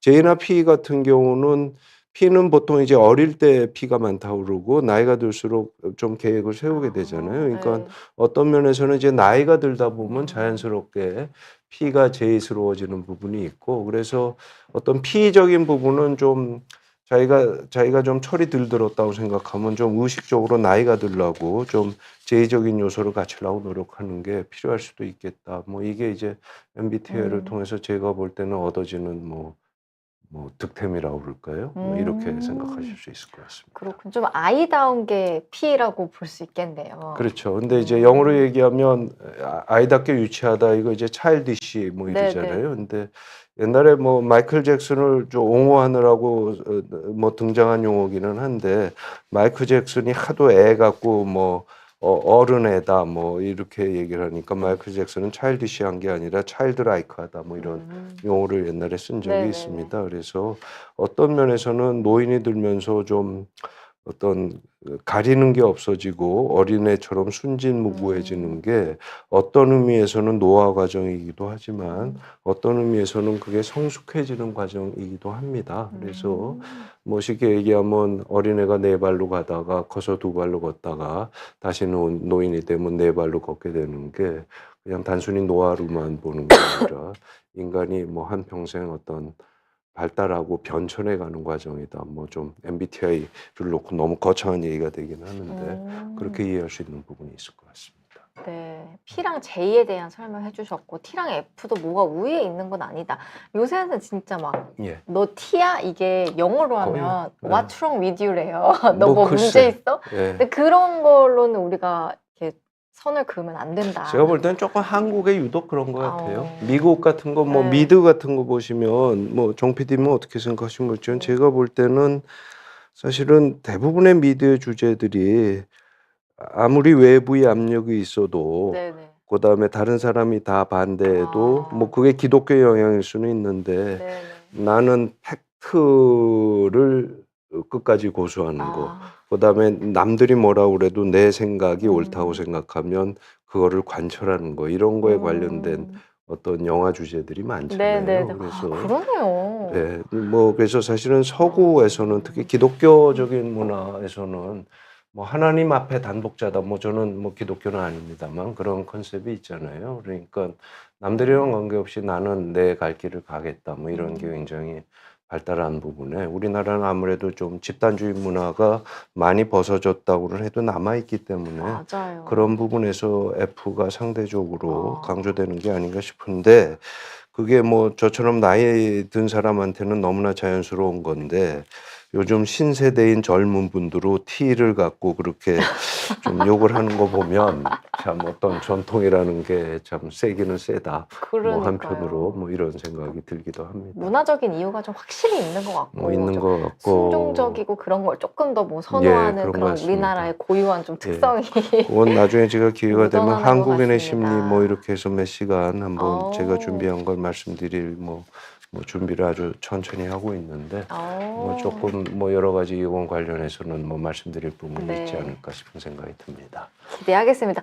파트 1을 30분만 얘기를 글쎄 하기로 했는데 말입니다. 1시간 이제 예, 얼른 글쎄. 넘어가야 될 것 같아요, 교수님. 예, 맞습니다. 예, 좀 속도를 네. 빨리 해서. 속도를 좀 내겠습니다. 예, 나이가 들면 너무 좀 말이 재밌어가지고, 많아져갖고요. 아유, 예, 죄송합니다. 아유, 제가 너무 재밌게 듣다 보니까 예. 이것저것 더 물어봤네요, 교수님. 예. 파트 2 얼른 넘어가 보도록 하겠습니다. 파트 2는요, 예. 생활 속 MBTI라고 제가 키워드를 조금 잡아봤어요. 지금까지는 MBTI의 좀 개념에 대해서 짚어봤다면요, 지금부터는 생활 속에서 접할 수 있는 MBTI를 조금 재밌게 이야기를 나눠보려고 하는데요. 요즘에 젊은 사람들 가장 관심 있는 거 뭔지 아세요, 교수님? 뭐 궁합이겠죠. 뭐 예, 좀 저한테도 MBTI를 그런 넘어섰습니다. 이제 네. MBTI 궁합이 중요하다. 이런 그렇죠. 컨셉이 또 유행하고 맞습니다. 있어요. 예, 그런 거 한편에서는 같더라고요. 예. 이 MZ들의 사주라고 부르기도 한다고 하더라고요. 글쎄 그렇다면서. 예, 예. 그래서 연애를 할 때 MBTI 궁합을 꼭 확인한다는 말도 있고 또 음, 재밌는 거 하나 들려드릴까요, 교수님? 예, 이제 제 친구들이 되게 많은 친구들이 결혼을 했는데 예. 유독 고민하던 친구가 있었어요. 근데 아하. 이 친구는 음. 꼭 어떤 MBTI랑만 결혼을 하겠다는 그런 게 있었어요. 그럼 뭐와 뭐의 조합이었습니까? 그 친구는 인프피였고 아, INFP에. 나는 꼭 ENFJ 남자와 결혼하겠다라는 오케이. 확실한 목표가 있었는데 예. 찾은 거예요. 인프피의 ENFJ요. 네, 여자가 아니고요. ENFJ를 예, 결혼을 오케이. 하겠다. 예, 예. 찾은 거예요. 오케이. 몇 개월 만에 식장을 예약했습니다. 아이고. MBTI가 맺어준 커플이네. 네, 정말로 있더라고요. 그렇게 이제 뭐 당연히 잘 사시겠죠. 다른 이유도 예, 물론 뭐 중요하겠지만 되게 큰 부분으로 작용을 했다고 하더라고요. 예. 그래서 이만큼 되게 젊은 사람들한테는 중요한 부분이기는 한데 예, 이따가 뭐 인프피랑 ENFJ 네. 궁합에서 한번 표를 보죠. 네, 예. 뭐 자기 말로는 최상의 궁합이래요, 이게. 예. 오늘 또 슬라이드가 굉장히 많기는 한데 좀 몇 개 네. 보겠습니다. 그래서 궁합표를 좀 준비해왔어요. 예, 예, 인터넷에 떠도는 궁합표가 예. 있더라고요. 일단 뭐 조심하셔야 될 건 이 궁합표가 모범 답안은 아니고요. 인터넷 찾아보시면 또 이거랑 다른 뭐 표들도 많이 나옵니다. 그렇죠? 그래서 왼쪽으로 16개, 오른쪽으로 16개에서 16 곱하기 16의 조합이니까요. 뭐 무수히 많은 뭐 궁합의 수가 존재하는 거죠. 저 셀의 반 정도가 이제 궁합의 경우의 수가 되겠죠. 그런데 저기 뭐 이거 일일이 다 말씀드릴 수는 없고 네네. 그렇죠. 대표적인 거는 뭐 말씀을 드리겠지만 큰 틀에서 일단 한번 보시면 저 빨간 게 이제 최악의 궁합. 최악의 뭐 궁합. 여기가 이제 예, 최악존. 얘기죠. 그러면 지구 멸망존입니다. 글쎄 말입니다. 그리고 이제 저게 왼쪽을 기준으로 보시면 INFP, ENFP, INFJ, ENFJ가 최악의 궁합이 저게 반이 되잖아요. 그렇죠? 그러면 저 네 개의 공통점이 뭐냐? 그러면 저 이제 NF라는 거죠. 그러니까 네. 아까 얘기했던 아폴론 아폴론. 그룹도 뭐 무당 그룹 혹은 이제 내향적이면서 직관적이고 감정이고 즉흥적인 뭐 이런 분들의 경우는 뭐 쉽게 얘기하면 좀 사람을 가리는 성향이 있다. 저 표로만 놓고 보면 뭐 이렇게 이해하실 수 있겠고요. 그다음에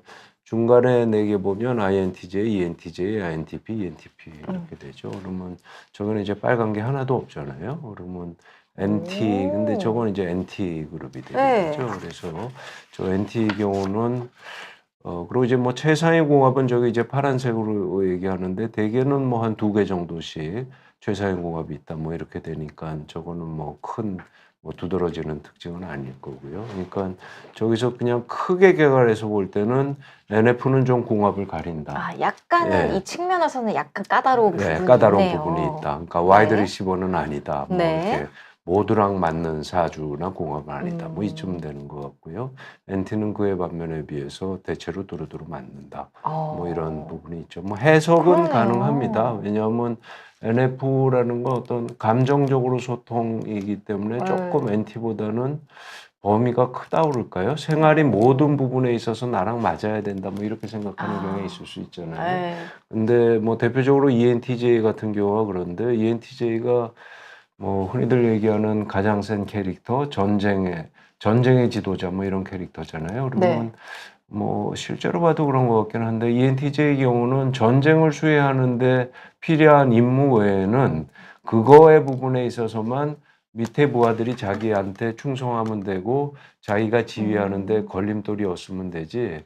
그 밖에 어떤 사생활의 부분에 있어서는 그 사람의 개성이 어떤지, 뭐 그 사람이 나한테 뭐 평소에 뭐 고분고분하든지 뭐 이런 거는 그다지 관심이 없다고 얘기를 하죠. 그러니까 이 태스크, T가 싱킹이기도 하지만 네. 그 과업에 오리엔티드 된 거잖아요. 그러니까 과업을 제외하고는 별로 까탈스럽지 않은 것쯤 되겠죠. 좀 그래서 예민하지 않은 예. 어떻게 보면 그게 이제 그렇죠. 좋은 부분에선 그렇고 안 좋은 부분에서는 뭐 좀 감수성이 떨어진다. 뭐 이렇게도 볼 수 있는데 그거 뭐 동전이 양면이니까요. 네. 그렇게 보면 이제 궁합이 이제 그렇게 갈린다. 뭐 이렇게 얘기할 수 있을 것 같고요.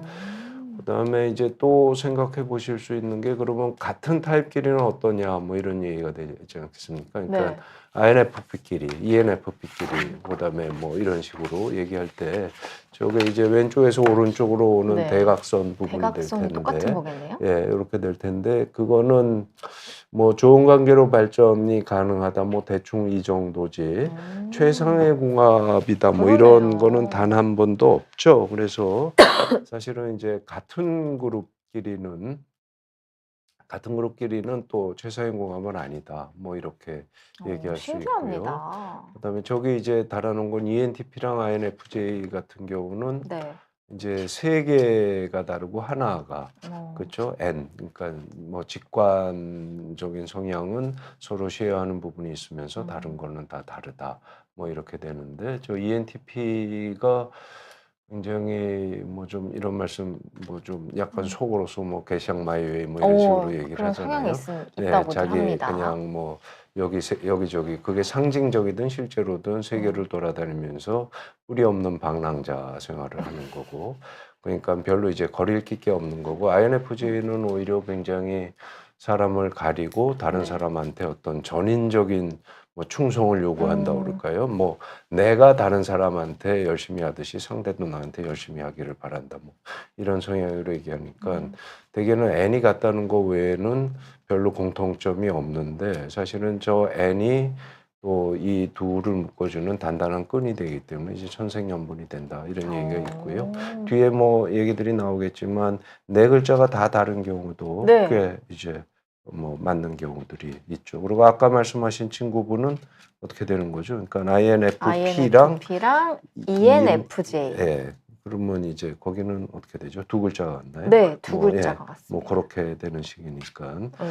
그렇고요. 또 궁합이라는 게 뭐 젊은 분들 특히 이제 이성 관계에 있어서 궁합에 대해서 제일 관심이 많으실 텐데 이성과의 관계에 있어서는 특히 나랑 다르다는 것 자체가 매력으로 오게 되는 경우가 많죠. 근데 특히 직장 생활하는 데 있어서 나랑 너무 다르면 사실 좀 피곤하잖아요. 상극이라고 생각하는 경우가 많은데. 그럴 수도 있고 실제로도 아마 그럴 것 네. 같습니다. 일이 중요한데 항상 다른 사람 모든 게 안 맞는 사람이랑 네. 맞춰간다 그러면은 일이 뒷전으로 물리게 되고 이렇게 되잖아요. 네. 그러니까 뭐 좀 그때그때 궁합이라는 게 그 사람의 관계가 가족이냐 뭐 부부냐 연인이냐 회사 동료냐 선후배냐 뭐 이런 거에 따라서 또 달라질 수 있는 거니까 또 마찬가지로 저거가 어떤 절대적인 정답은 아니고 근데 큰 틀에서 보면 저렇게 이해할 수 있겠다 이렇게 생각을 해보시면 어떨까 싶습니다. 그러니까 그러네요. 예.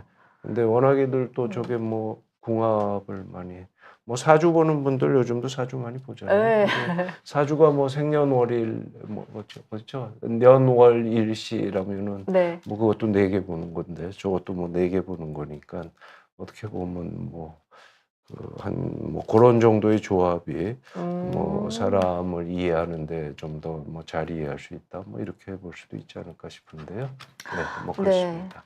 예. 진짜로 근데 좀 사실 연인 관계는 좀 특수하긴 한 것 같아요. 이게 뭐 아무래도 그렇죠. 네, 정반대에서 내가 좀 더 끌리는 그렇죠. 것도 분명히 네. 있으니까 예. 이게 MBTI가 다 다르다고 해서 꼭 궁합이 안 맞다 이렇게 볼 그렇게 볼 수도 개념은 없고. 아니다라는 말씀이죠. 그다음에 이제 뭐 늙은 사람으로서의 뭐 약간 네. 뭐 사족 같은 거 말씀드리면 또 네. 연인 관계가 부부 관계가 됐을 때는 이제 또 다른 부분이 생기는 거죠. 그래서 그렇죠. 아주 뭐 완전히 다를 때 뭐 연인 사이에서는 매력을 느낄 수 있는데 또 부부가 돼서는 너무 다른 게 또 좀 스트레스로 작용할 수도 있고 상황에 따라서 또 그렇죠. 다르다. 근데 이제 한편으로는 그게 인격적으로 굉장히 훌륭하고 본인이 그런 거를 감당할 수 있는 어떤 능력이나 여건이 된다면 부부로서도 아주 뭐 서로 뭐라 그래야 돼요? 흥미를 언제나 새로운 관계로 만날 수 있는 뭐 이런 부분이 있을 수 있다. 그렇죠? 윤희님께서 재밌는 말씀 주셔가지고 예. 남편은 로또입니다. 뭐 절대 안 나이 드신 맞는다고. 분들은 뭐 저런 얘기 많이 하죠. 맞는 부부가 드뭅니다. 이런 말씀도 주셨고 또 윤희님께서는 예.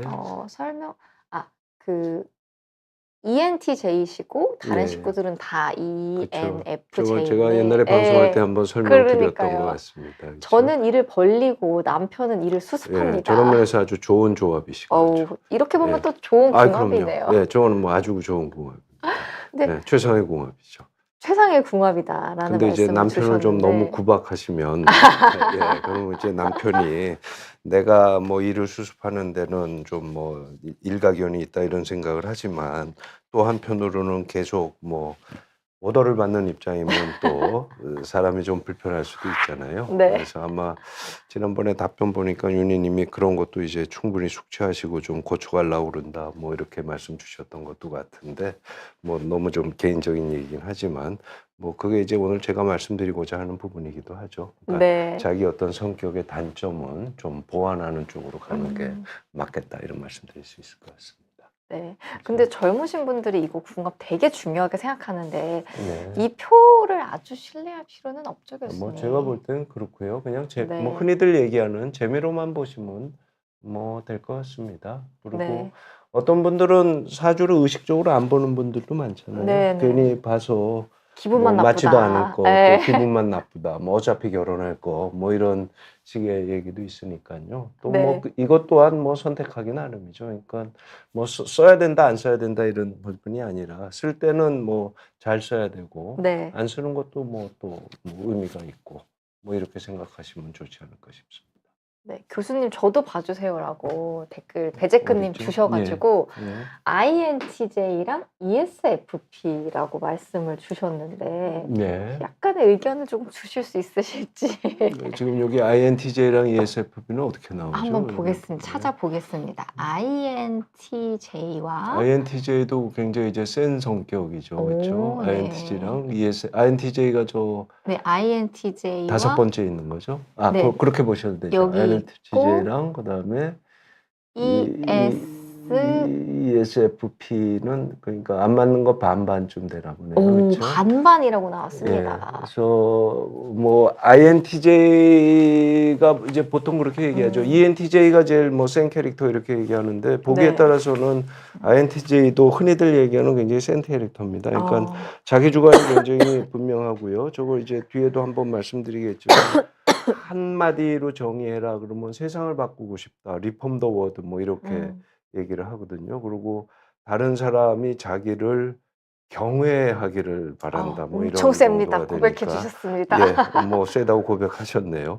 뭐 그런 부분이니까는 굉장히 능력도 있고 훌륭하고 사회에 기여할 수 있는 분이긴 하지만 또 막상 이제 옆에 있다 보면은 뭔가 사람이니까 이제 알게 모르게 부담스러운 부분이 뭐 꼭 이게 뭐 이렇게 비판적인 뜻은 아니지만 뭐 있다고 볼 수 있고요. 그다음에 ESFP 경우는 뭐 저는 ESFP가 하면 이제 페리스 힐튼 생각밖에 안 나는데요.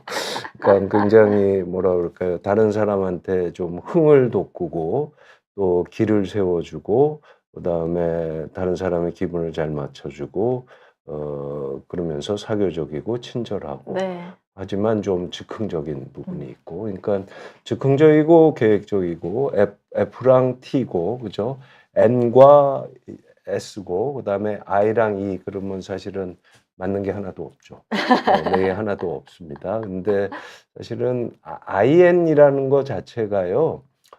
IS보다는 좀 외향적인 부분이 네. 있다고 그러니까 IN 자체는 굉장히 내향적이긴 한데 저 N이 가지는 특성이 좀 양방향적인 특성이 좀 있습니다. 그래서 그런 부분에서는 조금 뭐 맞을 수 있는 부분이 있겠고요. 아마 그냥 제가 그냥 쉽게 얘기를 하면 그 INTJ님이 조금 그 집에서는 자기 능력의 한 50% 정도만 발휘를 하셔도 훨씬 이제 어떤 이렇게 능력 있는 삶을 살 수가 있으니까 ESFP님이랑 아주 잘 지내실 수 있는 그러니까 ESFP의 장점이 아주 이렇게 살아날 수 있는 부분이 있지 않을까. 이거 그냥 재미로 말씀드리는 거고요.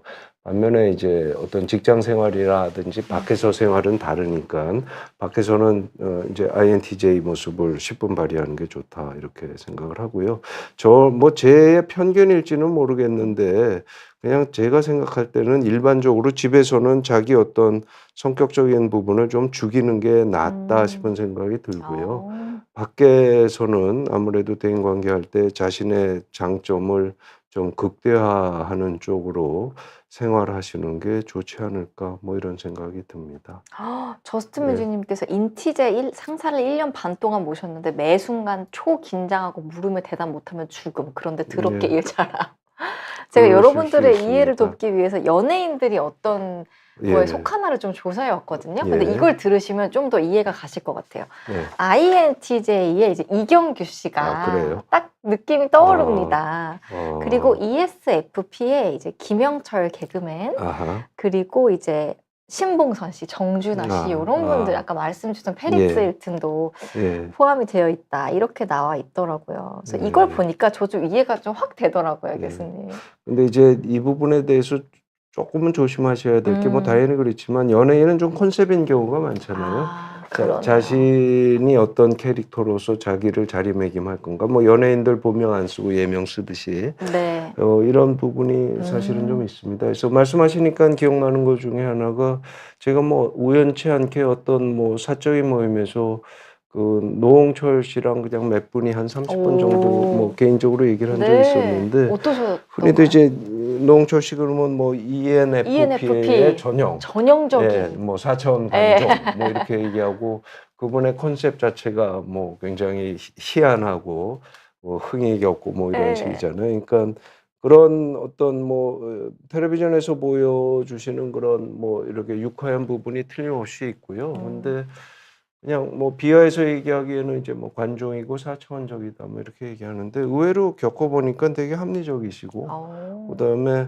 물론 이제 연예인이니까 자기가 인기를 얻고 다른 사람이 주목하는 걸 당연히 즐기겠지만 저런 정도를 관종이라고 할 수 있을까 뭐 이런 생각이 들더라고요. 그래서 그거는 이제 좀 컨셉인 부분이 있다. 그리고 제가 뭐 연예인들 사실은 잘 모르니까 네. 말씀하신 거에 정확하게 대답할 수는 없겠고, 근데 말씀하시니까 기억나는 게 뭐 누군지는 밝힐 수는 없는데 그분이 동료 연예인을 이제 조금 뭐 얘기가 좀 이렇게 프라이빗하게 가다 보니까는 뭐 또 제가 정신과 의사니까 저는 그 연예인이 되게 이해가 안 된다 뭐 이렇게 얘기를 한번 하셨어요. 예. 근데 되게 뭐 당시에 인기도 있고 그리고 이제 보여지는 모습이랑 뭐 완전히 다른 모습을 저희가 보여지는데 저기 이제 텔레비전에서 보이는 모습과 내가 보는 모습 중에 뭐가 진짜인지 모르겠는데 나는 이분이 나한테 보여주는 그런 모습 때문에 굉장히 당황스럽고 이해가 안 된다 뭐 이런 얘기를 하시더라고요. 근데 뭐 우연히도 그 노홍철 씨가 말씀하신 연예인이 그 노홍철 씨한테 보여주던 모습이 사실은 제가 그 연예인이 그런 모습이 아닐까 이렇게 좀 뭐 의심 아닌 의심 뭐 이런 거를 한 적이 있었거든요. 그래서 사실은 인간이라는 게 되게 어렵습니다. 그러니까 완전히 뭐 반대의 모습을 보일 수도 있고 그게 이제 연예인의 어떤 컨셉 중에서 그 파리스 힐튼이 되게 ESFP라고 그러는데 그 사람 되게 돈 많이 번 거 아세요? 그쵸, 유명하잖아요. 그러니까 저게 부자로 뭐 유명한 거 페이머스리 아니에요? 포 페이머스 그래서 유명하기 위해서 유명해졌다 뭐 이런 수식어가 따라다니는 사람인데 결국은 그런 식으로 무개념 관종식의 어떤 컨셉을 연기했다고 볼 수도 있는데 그래갖고 그걸 상품화해갖고 돈을 엄청 벌었잖아요. 그쵸. 그러니까 그게 이제 그런 힐튼 호텔의 컨셉으로. 상속력이기도 하지만 네. 지가 또 사업을 통해서 돈을 많이 벌었으니까 그렇게 보면 진짜 파리스 힐튼이 ESFP가 맞나? 뭐 ESFJ가 아닐까? 혹은 뭐 ESTJ나 뭐 이런 게 아닐까? 네. 뭐 이런 생각이 들기도 하죠. 근데 사실은 성숙한 사람들은 되게 F나 T가 같이 가는 경우가 많다는 게 제 개인적인 의견입니다. 그래서 아까도 잠깐 말씀드렸지만 너무 T스럽다 이게 욕이지만 자기가 T적인 부분이 있다면 F를 키우려고 노력하시면 그게 충분히 가능하고요. 자기가 F적인 부분이 강하다 그러면 T를 키우려고 노력하시면 다른 어떤 지표보다도 그 노력의 결실을 쉽게 얻으실 수 있지 않을까 뭐 이런 생각은 듭니다. 사실 공통적으로 계속 전달해 주시는 메시지가 좀 있는 것 그렇죠. 같아요. 그러니까 보여지는 부분이 다도 아니고 그렇죠. 이게 뭐 어떤 뭐 극단적으로 이해할 필요도 없고 그렇죠. 네, 이런 부분들을 좀 잘 염두에 두고 예. 우리가 MBTI를 이해해야 하는 거는 분명하다. 맞습니다. 이렇게 좀 이해를 해보면 될 것 같습니다. 예. 또 그 궁합 관련해서 또 재밌는 게요. 그 예. 결혼정보회사에서 인기 있는 MBTI가 있대요. 뭡니까? 제가 이거 조사해 왔어요. 예. 결혼정보회사에서 가장 인기 있는 MBTI 두 가지가 있는데 예. ENFJ, ESFP래요. 오케이. 그 이유가 예. 좀 활발하고 긍정적인 느낌이 들기 때문이다라는 거고 반대로 가장 인기 없는 MBTI 또 있대요. 뭡니까? ISTP래요. 그 이유는 뭐냐면 저 박명수 씨. 네, ISTP에 속한 거를 대표적으로 진짜 글쎄요. 교수님 말씀해 예, 주신 예. 박명수 씨, 이제 예. 은지원 씨, 주우재 그렇습니까? 씨. 주우재 씨가 예. 뭔지 모르는데. 뭐 예. 그 이유가 뭐냐면 굳이 음. 귀찮아 이런 음. 말을 좀 많이 하는 것 같고 뭘 하려고 하면 안 하려고 한다는 게 그 이유라고 합니다. 네. 뭐 이런 이야기도 있더라고요. 제가 찾아보니까. 뭐 말씀하시니까 생각나는 게 ISTP라는 네. 거 이제 한마디로 얘기할 때 인간이 감정이 가지는 단점을 최소화한 MBTI다 이렇게 얘기를 하거든요. 그러니까 와. F가 가지는 뭐 여러 가지 단점들이 있잖아요. 네네. 그거를 싹 제거한 거니까 아. 오히려 뭐 심플하고 괜히 덕지덕지 F스러운 거를 좀 꺼려하는 심플한 분들은 오히려 ISTP가 좋을 수도 있는데 그쵸, 그쵸. 뭐 그렇게 생각할 수도 있겠고요. 네. 그래서 이제 그런 관점에서 보면 네. ENFJ 또는 ENFP 같은 게 인간이 감정이 가지는 장점을 이번엔 또 제일 극대화한 거다 이렇게 얘기를 하거든요. 그래서 그런 면에서는 이제 결혼정보회사에서 굉장히 F를 중시한다 이러는데 네. 실제로 그런지를 잘 모르겠는데요. 결혼정보회사에서 더 중요하게 생각하는 건 따로 있는 것 같은데. 뭐 그렇겠죠. 예. 네. 근데 뭐 그냥 재미로 뭐 우리는 이렇게 MBTI도 존중하는 거다 뭐 이런 취지로 얘기하는 게 아닐까 하는 합리적인 의심이 들기도 합니다. 네. 네. 어쨌든 뭐 이런 궁합도 많은 분들이 뭐 보시기도 하고 뭐 결혼정보회사까지도 뭐 참고를 한다고 하는데 예. 이제 뭐 그냥 뭐 아주 우리가 매몰될 필요는 전혀 예. 좀 없을 것 같다는 생각이 예. 듭니다. 그렇죠. 네. 궁합에 네. 대한 이야기를 좀 나누어 봤고요. 이번에는 이거 저는 좀 공감 갔거든요, 교수님. 요거 한번 같이 예. 이야기 나눠보면 좋을 것 이게 같아요. 정보가 32가지니까요. 왼쪽은 이제 아마 원래 제목은 연인들끼리 요청되는 부분에서 예를 들어서 ESFJ 말씀하셨는데 ESFJ는 타인한테 정성스럽기를 요구한다. 뭐 이런 네. 얘기가 되고 그래서 ENTJ 같은 경우는 타인에게도 탁월함을 요구한다. 뭐 이런 얘기가 되는데요. 여기서 이제 제가 말씀드리고 싶은 거는 대체로 이 16가지가 뭐 개인적으로 동의하는 부분, 안 하는 부분이 있지만 저 16가지가 맞다고 치고요. 예를 들어서 내가 ESFJ면 배우자한테도 ESFJ를 요구한다. 뭐 이런 얘기가 저 되잖아요. 너무 동감했어요. 네, 글쎄요. 그러니까 이제 아마 남편분께도 네. 너는 나한테 정성을 좀 더 쏟아야 되지 않겠느냐. 뭐 이 말씀인 것 같은데. 많이 했죠, 이런 말. 예. 근데 이게 뭐 제가 옛날에 줄에 설 때 뭐 단골로 했던 얘기긴 한데 결혼하는 순간 제일 인정해야 될 게 배우자는 내가 아니라는 거를 받아들여라. 뭐 이런 얘기를 한 적이 맞았습니다. 있습니다. 그래서 그 뭐 결혼해 보신 분은 누구든지 다 아실 텐데요. 사실은 이제 ESFJ가 내 타입이라고 그러면 나한테 타인에 대해서 정성을 쏟는 건 그냥 내가 타고난 탤런트잖아요. 네. 그러니까 나한테는 너무 쉬운 거고 당연한 건데. 당연한 거고. 그리고 원래 자기가 잘하는 건 자기가 잘하는지 모릅니다. 그러니까 수학을 잘하는 사람들은 내가 왜 수학을 잘하는지 모르고 쟤는 왜 저렇게 수학을 못하냐 이런 식으로 생각을 하게 되잖아요. 그러니까 자기한테 잘하는 거는 너무나 자기한테 자연스럽기 때문에 자기가 잘한다는 것조차도 의식이 없죠. 그 인식을 안 하니까는 그냥 쉽게 타인한테도 그걸 요구하게 되는데 타인은 MBTI가 다르면은 저거는 굉장히 달성하기 어려운 자질이 되잖아요.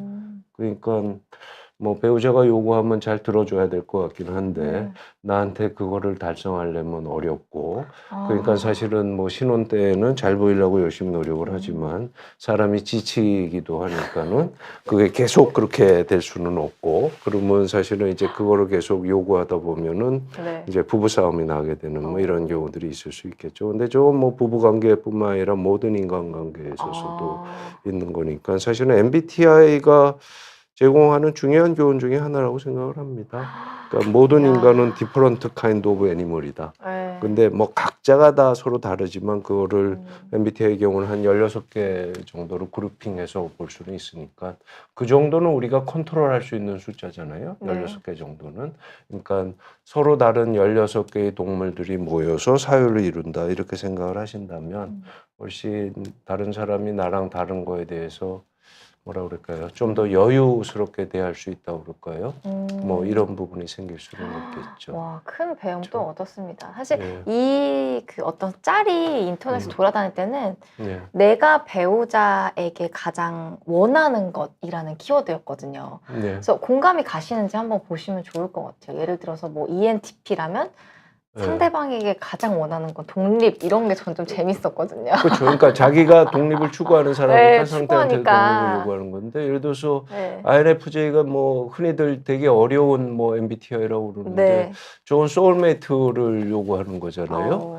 그러니까는 자신한테 뭐 전심전력을 다하고 모든 게 다 영혼이 맞아야 된다 이러는 건데 사실은 뭐 부부가 소울메이트를 추구를 하지만 또 그렇게 되기가 쉽지 않잖아요. 그러니까 저거 굉장히 과도한 요구일 수도 있죠. 그다음에 INTP 같은 게 지적 능력인데 INTP가 똘똘한 거 사실이고 굉장히 호기심이 많고요. 그러니까 뭐 예를 들어서 뭐 일론 머스크 일론 머스크. 네, 뭐 일론 머스크를 모델로 했다는 네. 그 뭐죠? 어벤져스에 나오는 토니 스타크 뭐 이런 경우들이 이제 INTP다 뭐 혹은 뭐 ENTP다 이렇게 얘기를 하는데요. 저 지적인 능력도 능력인데 능력이 안 되는 사람한테 너한테 지적 이익을 요구한다는 거 이거 좀 말이 안 되잖아요. 그렇죠? 책임감은 당연히 배우자 사이에 가져야 될 덕목이긴 하지만 어떤 분들은 저게 아주 자연스럽게 씻게 되는 분들이 있고 어떤 분들은 체질상 저게 잘 안 되는 부분이 있는데 너는 뭐 배우자라서 책임감이 없어 그러면 막상 거기에 대해서 항변하기는 어렵잖아요. 항변하기는 어려운데 사실은 저 사람 입장에서는 책임감을 갖추는 게 뭐 예를 들어서 뭐 그 사람이 ENFJ다 그러면 다른 사람을 잘 이렇게 잘 말로 달래고 서포트를 할 수는 있는데 책임지는 건 또 어려운 부분이죠. 격려할 수는 있지만 책임지기는 어려울 수도 있고 이러니까 저거는 그냥 뭐 적고 들어간다. 뭐 그리고 적고 들어가기가 싫으면 좀 시간이 걸리더라도 배우자를 열심히 찾아서 진짜 아까 말씀하신 대로 딱 내 MBTI에 맞는 사람을 고르시든지 뭐 이렇게 돼야 되는 게 아닌가 싶고요. 시간이 많이 가고 있는데 오른쪽 보시면 사실은 저 중에 굉장히 공감할 만한 어떤 용어들이 많은 것 같습니다. 그러니까 딱 한 문장씩으로 얘기되는 건데요. 그래서 ENTJ 같은 거 세상을 정복한다 이건데 예, 저게 전쟁의 리더니까요. 세상을 정복한다. 공감이 이렇게 되는 되겠죠. 부분도 있네요. 그다음에 INTJ가 아까 굉장히 센 캐릭터라고 얘기했잖아요. 네네. 근데 아까도 말씀드렸지만 INTJ는 리폼 더 워드 이렇게 되잖아요. 네. 세상의 틀을 바꾼다 이런 거니까 사실은 정복보다도 더 센 얘기가 되잖아요. 아예 바꿔버린다. 바꿔버린다. 뭐 이런 뜻이 되니까요. 그다음에 INTP가 이제 호기심이 많은 사람이다. 그러니까 이제 세상을 저 사람은 세상을 정복하거나 바꾼다기보다는 이해하는 걸로 족하다. 뭐 이런 뜻이 되는데 저게 뭐 말씀드리자면 INTP의 대표적인 사람이 이제 레오나르도 다빈치다 뭐 이렇게 얘기를 하잖아요. 그러니까 뭐 지적인 능력에 있어서 뭐 세계 최고였다. 동서고금을 막론하고 그다음에 창의성이나 어떤 기발함에 있어서 세계 최고였다. 하지만 다소 즉흥적이어서 뭐 일을 끝내지 못했다. 음. 그다음에 굉장히 냉철한 사고를 했다. 그다음에 누구보다도 근데 사실은 저 레오나르도 다빈치가 그 해부한 거 그러니까 그림을 잘 그리기 위해서 시체를 몰래 해부했다고 그러잖아요. 그러니까 굉장히 감각적인 사람이기도 합니다. 그러니까 네네. 레오나르도 다빈치가 그냥 직관적이니까는 감각적인 부분이 떨어졌다 그러면 제가 볼 때는 아주 심각한 오해고요. 근데 그건 또 아니죠. 아니죠. 그렇죠. 전혀 아닙니다. 네. 근데 그냥 큰 틀에서 보면 레오나르도 다빈치가 이제 세상을 이해하려고 노력하는 사람인데 아무리 자기 성격이 아니어도 세상을 이해했으면 세상을 바꾸고 싶은 생각이 조금 들 거 아니에요. 그러면 이제 누구랑 이제 편을 맺어야 될 거냐, 누구랑 협력을 해야 될 거냐 이렇게 될 때 ENTJ가 적임자죠. 아. 그렇죠? 그리고 ENTJ 입장에서는 세상을 정복하거나 또는 ENTJ가 아까 N이라는 거는 약간 양방향에 있다고 그랬잖아요. 그러니까 약간 INTJ처럼 이제 어떤 꿈이 있는 경우가 많죠. 그러니까 자기가 꿈이 있기 때문에 세상을 정복하겠다 뭐 이렇게 되는 경우가 많습니다. 그래서 스티브 약- 잡스도 ENTJ를 스티브 잡스요? 네.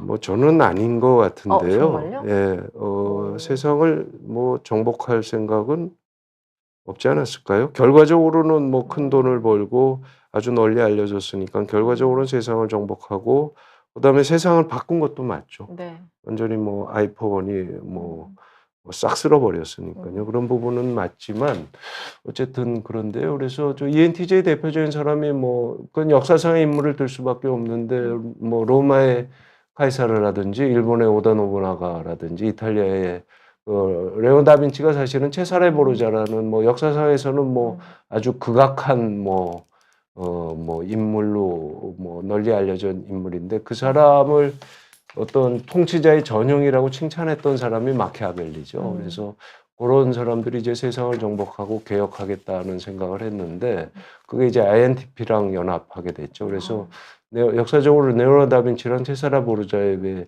조합은 천상의 궁합이었다. 뭐 이렇게 얘기를 하기도 하죠. 그렇죠? INFP 같은 게 세상을 사랑한다 이런 건데 제가 볼 때는 좀 꿈을 꾼다 이런 쪽에 가까운데 INFP의 대표적인 사람이 그 사람 얘기하잖아요. 어린 왕자도 있지만은 네. 조앤 롤링이요. 아, 해리포터. 그러니까 해리포터. 오. 해리포터가 이제 허구의 세계를 그렸지만 뭐 저희 애들도 해리포터 키즈인데요. 네. 해리포터 때문에 영어 실력이 늘었다는 뭐 우스갯소리가 있는데 해리포터가 사실은 허의 세계지만 실제의 세계에 영향을 미친 바가 굉장히 크죠. 그래서 아까 그런 질문이 있었던 것 같은데 본인이 INFP이신데 네. 여기 있네요. INFP인데 부자일수록 ISTJ나 ESTJ인 경우가 많다고 하던데 사실이냐. 그러니까 돈을 좀 벌기로 한다면 MBTI를 싹 바꾸려는 노력을 해야 될 거냐. 뭐 부분적으로 맞는데요. INFP를 열심히 개발하다 보면 조안 롤링처럼 재벌이 되실 수도 있는데 그러네요. 예, 뭐 굳이 뭐 이런 생각을 하실 수도 있겠죠. 예. 그리고 뭐 ESTP랑 ENTP ENTP는 세상을 바꾼다기보다는 ESTP처럼 세상을 여행하다 쪽에 가깝습니다. 그러니까 ENTP가 그 아까 얘기했던 뭐 토니 스타크 뭐 얘기하잖아요. 그러니까 스타크인데 스파크다고 얘기하는 사람도 있습니다. 그러니까 재능이 흘러 넘치는데 재능을 낭비하고 여기저기 쓰는 거. 그러니까 상징적으로는 여기저기 돌아다니는 거. 하지만 뭐 세상을 바꾸거나 정복하거나 이런 아이디어는 없는 사람. 근데 이 사람이 철을 들어서 J가 되면 ENTJ가 되고 그다음에 ESTP가 굉장히 가방 끄는 자였지만은 열심히 놀다 보니까 길거리 지식이 충만해서 일은 잘하는 사람. 일을 잘하는 뭐 사람. 이렇게 돼 있잖아요. 그래서 회사에서 뭐 선호하는 사람이 ESTJ랑 ISTJ 이렇게 얘기를 하는데 저 ESTP가 철 들어서 그리고 철이 들면 P가 J로 좀 바뀌는 게 낫다고 그랬잖아요. 그래서 ESTJ가 되면 그러면 이 일은 또 끝내주게 잘하는 끝내주게 게 잘하죠. 뭐 세상을 돌아다니면서 놀아봤기 때문에 세상 사람들이 어떻게 생각을 하고 어디에 뭐 돈이 있고 이런 냄새를 잘 맡게 되죠. 그래서 꽤 뭐 그럴듯한 것 같습니다. 그럴듯한 느낌이 좀 뭐 있습니다. 페리스 힐튼 생각하면 세상에 좀 이렇게 양념을 더하고 뭔가 새콤달콤하게 만든다. 그러면 딱 맞는 것 같고요. 아까 ISFP 그 바틀 얘기를 했지만 좀 세상을 이롭게 하고 아름답게 하는 뭐 이런 성향이 있을 수 있잖아요. 그렇죠? 저 이거 그다음에 이제 너무 웃겼어요. ESFJ가 이제 아까 자신의 모습을 오만방자라고 만족하는데, 제가 예. 그랬는데. 근데 ESFJ, ESTJ는 자신에 대해서는 굉장히 만족하기 때문에 와. 별로 MBTI에 관심이 없다는 우스갯소리도 있기는 합니다. 아니 다들 뭐 세상을 네. 어떻게 하자 어떻게 하자 했는데 오케이. 세상 네. 속에서 만족하고 있대요 ESFJ는. 이게 너무 아니, 웃기더라고요. 뭐 얼마나 좋습니까? 자기 어떤 모습에 만족하고 살면 사실은 행복한 인생이죠. 네, 네. ISFJ는 또 세상을 기억하다. 요거는 좀 제가 잘 음. 모르겠더라고요. 근데 저 ISFJ가 그 아까 얘기했던 토니 스타크랑 제일 맞는 게 그 캡틴 캡틴 아메리카, 아메리카라고 예. 얘기를 하잖아요. 그래서 굉장히 뭐 천방지축인 토니 스타크를 열심히 돌봐주는 모습. 엄마 그쵸. 그래서 MBTI라고. ISFJ가 엄마의 MBTI다 네. 얘기를 합니다. 근데 저게 이제 현모양처의 이중성 뭐 이런 식으로 어. 얘기하는 분들도 있는데 네. 엄마라는 게 뭐 하염없이 희생적이고 자식한테 열심히 잘하는데 또 어. 자식들 입장에서는 엄마가 내 사사건건 간섭하고 나를 구속하려고 그러고 뭐 이런다는 또 부분이 있잖아요. 그래서 이제 이중적이다 뭐 이런 얘기도 있고 또 어머니들이 이제 자기 품 안에 들어온 사람들은 열심히 잘 챙기는데 일종의 사랑이 동심원적이라고 그러잖아요. 그래서 자기랑 관계없는 사람한테는 굉장히 결과적으로 냉정한 모습을 보이게 되는 경우들이 있는데 저거랑 이제 전혀 반대의 모습이 INFJ 같은 거, 그다음에 ENFJ 같은 거 같은 경우는 저 N이라는 거는 사실은 나랑 관계없는 사람한테도 관심이나 애정을 보이는 모습이다 이렇게 얘기를 합니다. 그래서 INFJ가 되게 외롭다고 얘기를 하는 게 저게 세상을 재규정하다 이러는데 저걸 굳이 이해하자면은 세상을 자기 방식대로 재규정한다 이렇게 해석을 하면 조금 맞는 부분이 있는 것 같기는 한데 저게 뭐 대단히 불경스러운 얘기지만 예수님의 INFJ다 뭐 이렇게 얘기도 하기도 하고요. 또 히틀러의 INFJ다 이렇게 얘기들 하기도 하죠. 그러니까 뭐 왜 우유 뭐 물을 먹어도 소가 먹으면 젖이 되는데 독사가 먹으면 독이 된다 이렇게 얘기를 하잖아요. 그러니까 MBTI를 같은 MBTI라고 그래서 당연한 얘기지만 모두가 같은 사람이 되는 게 아니고 정반대의 사람이 될 수도 있다 이런 얘기인데 또 뭐 하여튼 불경스러운 얘기지만 예수님이랑 INFJ가 되게 내향적이지만은 어떤 외향적인 사람에 못지않게 전 세계인의 관심, 히틀러의 경우는 독일인이었지만 관심을 갖고 그다음에 그 어떤 집단의 집단적인 무의식을 자신의 몸 안에 체화했다. 뭐 이렇게 얘기할 수 있잖아요. 그래서 저게 사실은 되게 이해하기 어려운 그런 좀 어려운 예, 어려운 MBTI예요, 저도. MBTI입니다. 근데 저게 이제 흔히들 하는 얘기로 나한테서도 악을 보고 그다음에 내 가까운 사람한테도 악을 보고 그다음에 내 적에서는 어떤 좋은 면을 보고 이러니까 참 현실 생활에서는 적응하기 어려운 부분이 있죠. 근데 사실은 아주 냉정하게 보면 저런 부분이 맞죠. 자기랑 친한 사람이라고 그래서 다 선하기만 한 건 아니고 근데 다만 여러 가지 경제적인 이유로 또 뭐 우리가 남이가 뭐 이런 이유로 자기 주변은 좋게 보고 멀리 있는 사람은 안 좋게 보고 뭐 이런 부분이 있는데 그래서 사실은 이제 INFJ한테도 배울 부분이 있다 뭐 이렇게 얘기할 수 있고 INFJ가 가장 뭐 얼마나 신빙성이 있는지 모르겠는데 가장 이제 그 빈도가 낮은 타입이다 뭐 이렇게 얘기를 하고 그 반대로 얘기하면 그 한국인한테 뭐 ISTJ 그것도 뭐 신빙성 있는 데이터는 아닌데 ISTJ가 한 25%, ESTJ가 한 15%에서 16개 중에 2개가 40% 많다고. 차지하는데 그리고 제가 볼 때는 네. 그거는요. 회사에서 요구하기 때문에 예, 그렇게 인기가 꾸몄을 가능성이 많으니까. 훨씬 많습니다. 그리고 회사에서 뭐 대놓고 우리는 ESTJ나 ISTJ를 선호합니다. 그런데 나는 INFJ 하면 그게 오히려 바보죠. 그럴 때는 기꺼이 속여주는 게 뭐 그리고 속인다고 그래서 전혀 죄책감을 가지거나 이럴 필요가 없다는 게 뭐 제 개인적인 의견이고요. 이게 그리고 좀 MBTI 예, 맹점이긴 합니다. 맹점이기는 하죠. 예. 그리고 모든 뭐 크게 보면은 아까 뭐 네. 페르조나 말씀을 드렸지만 모든 성격 도구라는 게 그러니까 성격이라는 게 굉장히 층에 여러 개가 있습니다. 겹겹이 쌓인 게 있어서 진짜로 못 바꾸는 자기의 어떤 본질적인 부분이 저 안에 있고 그다음에 겉으로 이제 적응해 나가는 과정에서 계속 만들어가는 근데 만든다고 그래서 그게 뭐 이렇게 반드시 뭐 가식적이거나 안 좋은 거다 뭐 이렇게 얘기할 수는 없다 이런 얘기입니다. 베제크님이 오다 노부나가 너무 매력적인데 감히 지나쳤다 그런데 저 뭐 사실은 일본 역사 특히 뭐 전국 시대에 관심 있는 분들은 오다 노부나가 뭐 모르는 사람이 없고 또 대부분의 사람들은 되게 좋아하는데요.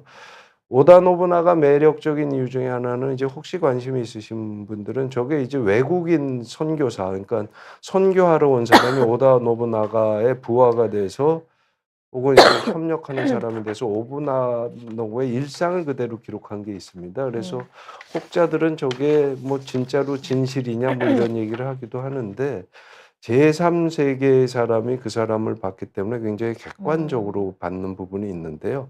아까 말씀드렸듯이 강하긴 강했는데 전쟁에 관련해서만 강했던 부분이 있습니다.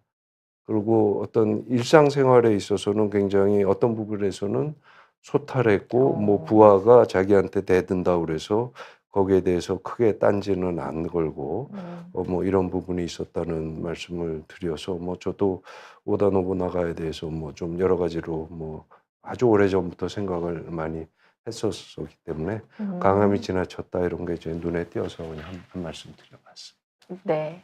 그리고 또 비슷하게 요것도 되게 SNS에서 많이 돌아다니거든요. 요것도 되게 뭐 앞에랑 좀 일맥상통한 부분이 있기는 재밌는 한데. 거긴 한데 요거는 이제 다른 사람들이 나를 이렇게 봐주면 나는 이제 정말로 좋겠다. 이게 내가 듣고 싶은 말이다. 듣고 싶은 말. 나에 대한 최대의 찬사다. 네, 한번 뭐 이런 공감이 얘기입니다. 정 가시는지. PD님은 어떤 부분이 제일 공감이 되세요? 저는 ESFJ ESFJ로서 예. 너무 공감이 갔습니다. 그렇죠. 필요하다. 예. 네가 필요하다. 글쎄. 네. 그러니까 뭐 영어 뭐 이런 노래도 뭐 I need you 뭐 예. 이런 얘기가 있는데 사실은 저는 I need you가 그렇게 정말로 찬사인지에 아, 대해서는 진짜요? 솔직히 그렇게 와. 와닿지는 않아요. 근데 이제 뭐 ESFJ인 또 정 PD님이 I need you가 공감이 된다고 말씀하시니까 그러니까 뭐 저는 저게 어떤 식으로 이제 오해하거나 좀 삐딱하게 생각하게 되냐면 필요한 거는 좀 삐딱선을 타면 좀 뭐라 그래야 되나? 그냥 계산적이라고 그래야 되나? 아니면은 그렇게 뭐 사랑의 본질적인 부분이 아니라고 그래야 되나? 뭐 이렇게 뭐 일단 삐딱한 거죠. 근데 뭐 그런 식으로 생각할 수 있는 부분이 있어서 물론 이제 머리로는 이해를 하는데 뭐 좀 뭐 어떨까 뭐 이런 생각은 있는데 뭐 맞는 얘기인 것 같고요. 근데 크게 봐서는 뭐 여러 가지들이 있습니다. 맞는 것 같아요. ENTJ 알팔로유 뭐 당연히 지휘관이니까 널 따른다 그러면 뭐 당연히 이것도 맞겠죠. 맞는 부분인 것 그다음에 같고요. ESTJ가 관리자형이라고 그러잖아요. 네. 그러니까 관리자니까는 너를 따르겠다 뭐 이런 것도 되지만 너한테 주목하고 당신이 말에 주목하겠다. 저게 I listen to you 이렇게 돼 있잖아요. 그러니까 관리자인 EST한테 맞는 것 같고요. 파리스 힐튼의 경우는 뭐 일종의 관종이니까는 나는 너를 지켜보고 있다. 보고 있다. 너가 관종답게. 흥이 있다는 거를 네. 너가 아주 잘 노는 걸 지켜보고 네네. 있다. 그러니까 뭐 적당한 것 같고요. 네. 그다음에 세상을 뭐 바꾸자는 사람이 하는 거니까 너는 세상을 바꾸자는 사람이니까 당신은 진짜 신처럼 존경하고 경외한다. 뭐 이런 경외한다까지. 네. 경외라는 표현이 나왔어요. 경외라는 게 사실은 극존칭이죠. 여기 네. 있는 16가지 중에서 가장 센 거죠. 그래서 보기에 따라서는 ENTJ가 아니라 INTJ가 제일 센 캐릭터일 수도 있습니다. 그리고 그렇게 보면 뭐 저도 저런 부분에서 뭐 좀 이분이 그런 분이 아닐까 이렇게 생각하는 분도 있고요. 그래서 저것도 뭐 그럴듯하고요. 저건 재밌는데 I live you alone 그러면 당신은 그냥 내버려 두겠다 너무 그러면 웃겼어요. 안 좋아할 것 같은데 독립을 추구하잖아요. INTP 경우는 나 그냥 내버려 두고 나하게 그냥 내버려 두면 너무 좋으니까 오히려 그거는 이 사람의 경우에 있어서는 이제 듣고 싶은 말이 되겠다 뭐 이런 얘기고 똑같은 얘기로 ENTP 같은 이것도 경우도 너무 웃겼어요. 예, 이것도 되게 재밌죠. 나는 당신의 의견에 동의할 수 없다. 그러면 대부분의 뭐 쉽게 얘기하면 한 15개지 타입들은 기분이 네. 썩 좋지는 않을 텐데 이거 약간의 뭐 농담기가 섞인 것 같기는 한데 나는 뭐 너 의견에 동의할 수 없다. 그러면 너는 너고 나는 나니까 네. 너는 참 솔직하고 오히려 나랑 배짱이 맞는다. 뭐 이렇게 생각할 수도 네. 있다는 거죠. 그리고 제 예. 정말 친한 친구 중에 ENTP가 있는데요. 예. 그 친구의 이 말을 듣고 ENTP가 저는 좀 이해가 갔던 부분이 예. ENTP는 반박을 대화라고 생각한다고 하더라고요. 그럴 수 네. 있죠. 예. 그거 아닌데? 맞아요. 근데 그렇죠. 또 어떤 F나 뭐 어떤 유형이 듣기에는 왜 이렇게 공감을 안 해주지? 이렇게 느낄 수 그렇죠. 있는데 예. ENTP는 그게 대화라고 그렇죠. 생각해서 계속 반박을 한다는 예. 거예요. 말씀하시면 그런 생각이 네. 드는데 뭐 제가 뭐 ENTP라는 얘기는 전혀 아닌데 저희 뭐 옛날 뭐 병원 문화가 뭐라 그래야 되나 그냥 그 상당히 좋은 문화였다고 생각하는데 교수님이랑 어떤 학문적인 토론을 할 때는 되게 맘먹는 문화가 있었거든요. 그 뭐 적극적으로 중간에 말을 끼어들기도 끊고 하고. 그게 도대체 말이 되느냐 뭐 이런 얘기를 한 적이 네. 있었는데 근데 뭐 저는 상당히 즐거웠고 또 윗사람한테 대드니까 뭐 묘한 쾌감이 있잖아요. 그리고 또 선생님도 뭐 그렇게 네. 기분 나빠하지는 않았던 것 같은데 딴 학교에서 그 한 2분 정도가 와서 이렇게 같이 뭐 토론을 한 적이 있는데 나중에 조용히 불러갖고 약간 얼굴이 새파래져 갖고 너 그렇게 얘기해도 살아남을 수 있냐 진짜 진지하게 그렇게 묻더라고요. 그래갖고 저게 은근히 재밌는 부분이 있어요. 서로 이렇게 티격태격하고 네. 이러는 게 오히려 뭐 활기를 더하고 또 사실은 입장이 선명하게 이렇게 갈려야 또 뭐라 그랬대요. 뭐 변증법적으로 통합된다고 그럴까요? 굳이 말하자면. 그래서 결론에 도출할 수 있는 부분이 있고 또 그런 면에서는 또 저게 오히려 T가 가지는 장점일 수도 있죠. 그러니까 T라는 게 모습을 보실 때 그게 영어로는 퍼스널하다고 그러잖아요. 그러니까 자기가 나에 대한 반박이 그게 개인적인 비난이 아니라는 거를 오해하지 않는다면 이제 서로 이렇게 티격태격하는 네. 건 그거는 오히려 이렇게 발전할 수 있는 여지가 있다 이렇게 봐서 저건 ENTP한테 상당히 배울 수 있는 부분이고 ISFJ 같은 경우는 어머니한테는 사실은 보답이라는 게 잘 네. 대해줬을 때 엄마 고맙습니다. MBTI니까. 뭐 이렇게 얘기하면 어머니 상당히 좋아하고 근데 열심히 해줬는데 고맙다는 말을 한마디도 못 들고 그게 쌓이시면은 좀 열이 받으시죠. 뭐, 그쵸. 예. 그런 면에서는 저것도 뭐 충분히 이해할 수 있죠. 박명수 씨는 It's up to you 할 것 같아요. 당신 어, It's up to you. 네. 뭐 당신 말 그대로. 뜻대로 뭐 그렇죠. 예. NTV 토론 진짜 좋아한다. 이렇게 공감의 댓글 주신 분도 계시고 예. 좀 어느 정도 진짜 좀 예. 약간 뭐 공감이 가는 부분들이 좀 예, 큰 틀에서는 확실하게 꽤 뭐 그렇죠. 있는 것 뭐 한 같습니다. 반 이상은 뭐 네. 크게 봐서는 한 3분의 2 정도는 네. 그럴듯한. 진짜 저는요, 교수님. 평소에 나는 좀 필요한 곳에 있고 싶다라는 생각을 저는 많이 하거든요. 아, 이게 예. 뭐 일자리든 뭐 아니면 가정에서든 아유, 나는 필요한 좋은 사람이 되고 태도시죠. 싶다. 그러니까 이게 내가 생각하던 건데 딱 나와 있어서 저는 깜짝 글쎄요. 놀랐는데 이게 네. 또 사람에 따라서는 또 공감하지 않을 수도 있다는 것도 또 새로운 그렇죠. 관점이고. 예, 맞습니다. 너무 근데 신기합니다. 자기가 자기 모습을 네. 또 제일 잘 알기도 하니까요. 네. 또는 자기만 모르는 남들은 다 알지만 네. 나는 모르는 모습도 있긴 하지만 일반적으로 네. 자기 모습은 자기가 제일 잘 아니까요. 아마 ESFJ께서 I need you가 공감이 된다고 그러면 절대적으로 맞는 얘기일 것 같습니다. 네. 그러니까 저 같은 사람들한테 I will leave you alone 하면은 저는 청천벽력인 거죠. 그렇죠. 왜 나를 독립시키는 거야? 글쎄. 나를 필요로 해야지. 그렇죠. 근데 저 사람은 그게 꼭 욕이 아니라는 거를 이제 명심을 하시면 되고요. 그러니까요. 그리고 나이가 들면 어느 정도는 그게 무뎌지면서 다른 사람들의 입장을 네. 이해한다고 그럴까요? 포기한다고 그럴까요? 뭐 이런 부분이 생기기는 하는 것 같습니다. 네. 좀 네. 요거 정도는 기억을 하셔도 그러니까 상대방이 뭘 듣고 싶어 하는 말을 해주는 것도 되게 좋잖아요. 그렇죠. 예, 그런 맞습니다. 것도 예, 좀 한 번쯤은 봐주시면 그게 이제 재미로. F적인 모습인 거죠. 그게. 여기서 또 F 또 그렇죠. 튀어나왔네. 그렇죠. 그러니까 어떤 말을 싸가지 있게 한다고 그럴까요? 네. 예, 사실을 얘기해도 좀 싸가지 있게 얘기하는 거. 이게 F의 아주 관점이네요. 큰 장점이죠. 큰 장점 맞습니다. 그리고 너무 그렇죠. 흥미롭습니다. 맞아요. ESFJ 어디 갈 때 뭐 놓고 가면 안 된다. 맞아요. 좀 그런 게 있습니다. 이것도 잠깐 얘기해보면 좋겠는데요. 무인도요. 예. 이거는 또 예. SNS에서 아주 재밌게 무인도에 예. 고립됐을 때 글쎄 말입니다. MBTI별 대처법이래요. 이것도 예. 공감 가시는지 한번 좀 재미로? 보여주셔서 한번 봤는데요. 네. 솔직히 저는 좀 뭐 이런 면에서는 좀 공감이 안 가던데, 그러니까 개별적인 걸 놓고 보면 맞는데요. 근데 무인도에 죽게 생겼으면 일단 살 생각을 해야 되는데 저게 뭐 루아루라는 게 무슨 저쪽 뭐 하와이 쪽에서 추는 춤이라면서요.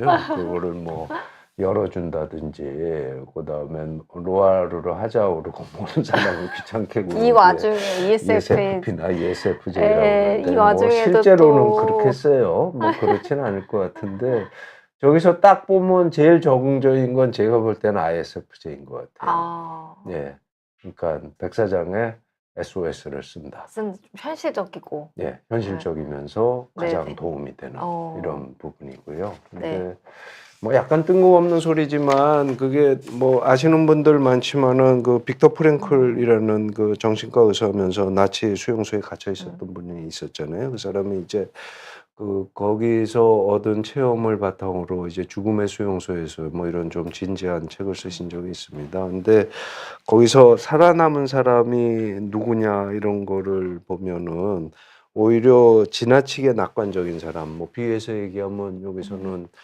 뭐 어떻게 될지 모르겠고 춤추고 놀자 이런 사람은 오히려 죽었고요. 그다음에 나는 이제 틀림없이 죽었다, 희망이 없다, 뭐 이런 사람도 죽었고요. 오히려 좀 그 비관적이지만 희망을 잃지 않은 사람, 또는 자기가 살아가야 될 의미를 아주 극단적으로 얘기하면 그게 사실이든 아니든 그 의미를 추구했던 사람은 살았다. 뭐 이렇게 얘기를 합니다. 그래서 그걸 뭐 이제 그 사람을 이제 뭐 의미 치료 로고 세라피 이렇게 얘기를 하는데, 무인도 얘기를 하니까 생각이 나는데 이제 확실히 그런 부분은 있는 것 같아요.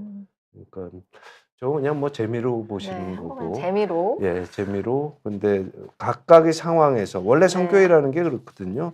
동일한 상황이 주어졌을 때 어떻게 행동하느냐. 근데 행동하는 패턴이 다르면 그게 성격이 다르다. 이렇게 얘기를 하는 거거든요. 그러니까 본질적으로 저런 상황에서 서로 다른 행동을 하는 게 어떤 성격적인 모습을 반영하는 거다. 이렇게 이해를 한다고 그러면 뭐 그거는 사실은 맞는 얘기가 되기는 하겠죠. 그렇군요. 그렇죠? 교수님 사실 그렇습니다. 그 슬라이드도 되게 많은데 네, 벌써 51분 가량이 됐네요. 한내 반도 못 보여드린 것 같아요. 이거 아쉬워서 어떡합니까? 네. 시간이 1시간 50분이 훌쩍 흘러갔는데 또 네. 이제 결론을 좀 예. 주면 좋을 것 같아요. 물론 예. 이제 MBTI가 뭐 많은 사람들한테 사랑도 받고 유행이고 예. 코로나 때부터 뭐 그게 아주 였으니까. 저는 그죠? 사실은 그때는 그다지 MBTI에 관심을 갖던 시절이 아닌데 네. 그때부터 한국에서 아주 대유행을 했다고 뭐 네. 이러더라고요. 그렇죠? 예, 네. 그렇습니다. 근데 사실 이 유행이 저는 금방 식을 것 같지도 않거든요. 근데 예. 좀 이런 것들은 좀 조심할 필요가 있고 우리가 좀 기억하자라는 것들 좀 아주 확실하게 짚어주시면 예. 좋겠습니다. 일단은 제가 아까 뭐 시간이 되면 말씀드리겠다고 말씀드리고 뭐 그거를 위한 시간을 할애해 줬다고 생각을 해서 일단 그 말씀부터 드리겠습니다. 좀 뭐 센 얘기기는 합니다. 네. 근데 뭐 사실 오늘 되게 날씨가 추워졌지만 뭐 날씨도 춥지만 여러 가지 뭐 사회 정치적인 문화적인 상황이 전 세계적으로도 어렵지만 한국이 되게 어렵잖아요. 그래서 이렇게 뭐 한가하게 MBTI 얘기를 하는 게 적당하냐, 뭐 한편으로는 뭐 좀 그런 뭐 자괴감 같은 게 뭐 안 드는 건 아닌데요. 그래서 제가 뭐 센 얘기 하나 말씀드리겠습니다. 그게 베르너 사세라는 그 독일인으로서 전생이 자신이 한국인이었다고 주장하는 분이 있으세요. 그래서 아주 젊어서 한국에 뭐 비료공장 고문으로 와서 당시에 뭐 한국어를 배울 수가 없어서 이력과에 등록을 해서 일을 한국어를 배우기 시작했고, 그다음에 독일 와서 또 일을 하시다가 은퇴해서는 다 한국 와서 살고, 이분이 재혼을 하셨는데 한국인 무용가랑 살고 있고, 그러니까 자기가 진짜 전생에 한국인이다 뭐 이렇게 생각할 수 있는 분입니다. 근데 그분이 이제 뭐 옛날부터 꽤 알려져 있는 분인데 최근에 이제 뭐 어떤 뭐 언론사랑 이제 인터뷰를 한 거가 있는데 전 굉장히 인상 깊게 읽었습니다. 흔히 네. 얘기하면 굉장히 티스럽게 오. 말씀하셨어요. 비난받을 수 있게. 어. 그래서 그 말씀을 드리자면 아주 그냥 문장도 간단합니다. 음. 한국에는 철학이 없다. 아. 그다음에 한국에는 뭐 전통과 역사에 대한 존중이 없다. 어. 한국에는 경쟁만 있고 시험을 잘 보는 시험 기계를 위한 어떤 트레이닝만 있을 뿐이지 교육이 없다. 그다음에 한국에는 타인을 공감하고 배려하는 문화가 없다. 그다음에 한국인은 책을 읽지 않기로 유명한데 모 씨가 노벨상을 받았다고 그러니까 그거를 읽겠다고 뭐 덤비는데 나는 좀 이상했다. 그다음에 유럽의 지식인들 사이에서는 한류가 유행한다고 유럽에도 되게 유행하잖아요. 네. 뭐 블랙핑크 같은 거 제가 다른 강의에서 얘기한 적도 있는데 뭐 아주 뭐 전 세계적으로 주류 문화로 자리 잡았는데 또 일부 유럽의 좀 삐딱한 지식인들 사이에서는 그런 생각이 있나 봐요. 그래서 한국이 저게 벼락부자가 되더니 돈질을 해갖고 말하자면 걸그룹을 급조해갖고 만든 그러니까 어떤 뭐 음악성이라고는 없는 아. 그냥 굉장히 야. 오락거리를 만든 네. 거다. 뭐 이런 식으로 얘기해서 한국에 반성할 게 많다. 그러니까 아주 극티스러운 얘기를 네, 했죠. 아주 뭐 그래서 촌철살인으로. 예, 뭐 그렇게 얘기를 했는데 저는 저분 얘기가 T처럼 들리지 않더라고요. 그 굉장히 F적인 얘기라고 생각이 됐습니다. 그러니까 한국에 대한 애정이 있고 또 자기는 한국에서 이만큼 살았기 때문에 한국인에 대해서 얘기를 할 자격이 있다. 뭐 이런 의미로 사실은 받아들였습니다. 네. 그래서 그분이 얘기하는 건 사실은 우리가 뭐 사실 진지하게 반성하고 생각해 볼 부분인 것 같고요. 이걸 MBTI랑 관련해서 얘기하면 제가 아까 MBTI라는 게 어떤 한국의 집단주의적인 문화에서 다원주의, 그다음에 개인주의적인 거, 개인의 독립성, 뭐 이런 거를 추구하는 어떤 현대 문명. 그러니까 저는 가끔 그런 생각이 드는데 우리나라 사람들이 동양인인지 서양인인지가 좀 헷갈릴 때가 있거든요. 근데 뭐 종 PD님이 한국인은 현대 한국인은 동양인 같으세요? 서양인 같으세요? 그러니까 비근한 예로 홍콩인은 자기들이 중국 사람이라고 생각할까요? 홍콩 사람이라고 생각할까요? 홍콩 사람이라고 홍콩이라고 생각하겠죠. 생각하죠. 근데 홍콩이라는 건 아시겠지만 영국의 문화, 네, 그쵸, 서양의 그쵸. 문화를 그냥 네, 그대로 네. 흡수한 문화잖아요. 그래서 한국도 비슷한 부분이 있죠.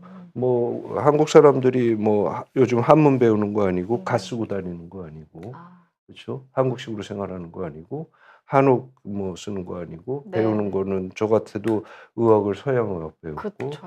뭐 우리가 다 쓰는 언어가 서양의 언어잖아요. 네. 그래서 근데 또 길게 보면은 한국 사람이 다 지중해 언저리에서 왔던 사람이기 때문에 크게 보면 동서양 구분하는 게 의미가 없고요. 그래서 그런 면에서는 조금 그 한국 사람들이 조금 더 어떤 인류 보편성에 좀 다가가야 될 필요는 있다고 생각을 합니다.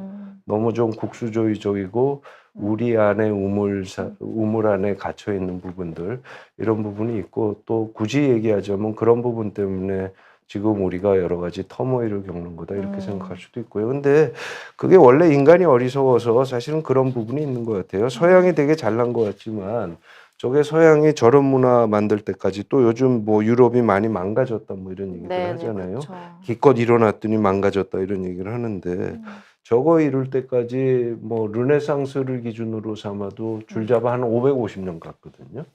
그러면 한국이 뭐 갑신정변으로 얘기하면 1854년부터 어떻게 됩니까? 뭐 한 130년밖에 안 됐죠. 그러니까 굉장히 압축 성장을 한 거기 때문에 한국인들이 지진하라든지 뭐 서양 사람보다 모자란다 이렇다기보다는 굉장히 적응력이 강하고 뛰어난 부분이 있죠. 근데 어쨌든 큰 변혁은 어떤 시간에 공을 들여야 되는 부분은 있고요. 그래서 조금 거창하게 얘기하자면 MBTI를 통해서도 그런 어떤 조금은 뭐 거창한 시각을 가지고 가는 부분이 있지 않을까 하는 생각이 들고요. 그다음에 MBTI 관련해서 얘기해 드리면 사실 뭐 시간이 다 지나서 요 한 말씀만 드리고 끝내는 게 맞을 것 같은데 원래 그게 융이라든지 그다음에 마이어스 브릭스가 얘기했던 거는 S와 N, T와 F는 제로섬이라고 얘기를 한 겁니다. 그러니까 T가 발달하면은 F가 떨어질 수밖에 없고 또 F가 발달하면 T가 떨어지고 S가 발달하면 N이 떨어지고 N이 발달하면 S가 떨어졌다. 그러니까 둘이 합하면 100이다 이런 거죠. 그래서 자기가 열등한 S를 개발하려면은 우월한 N을 죽이는 수밖에 없다 이렇게 얘기를 했는데요. 아까도 제가 간간히 말씀드렸지만 저는 그거는 아닌 것 같아요. 아까 말씀드렸지만 이제 나이가 들다 보면 더 이상은 좀 권위가 있다고 해서 그거를 있는 그대로 받아들이지 않는 이런 순간이 대개는 오게 됩니다. 그래서 뭐 저도 나이가 한갑이 넘었으니까 이제는 뭐 남이 그렇다고 얘기했다고 그래서 그냥 있는 그대로 받아들일 나이는 지났고 뭐 그거는 아니라고 생각을 해서 그다음에 그거는 뭐 융도 했던 얘기인데 결국은 열등한 기능이 자기의 발목을 잡는다고 그러거든요. 네. 근데 그게 상호 모순적이잖아요. 열등한 기능이 자기의 발목을 잡는데 열등한 기능은 우월한 기능을 죽이지 않으면은 키울 수가 없다 이런 얘기를 한 거니까요. 네. 이게 말이 안 맞는 부분이 있고 실질적으로도 제가 경험으로는 꼭 그렇지는 않은 것 같습니다. 네. 그래서 자기가 부족한 부분이 있다면 그걸 키워야 되고 자기 MBTI가 고정불변한 것도 당연히 아니지만 아니고. 예, 그거를 고정불변한 거라고 생각하는 거는 오히려 사실과도 부합되지 않는다 이런 말씀을 드리는 거고요.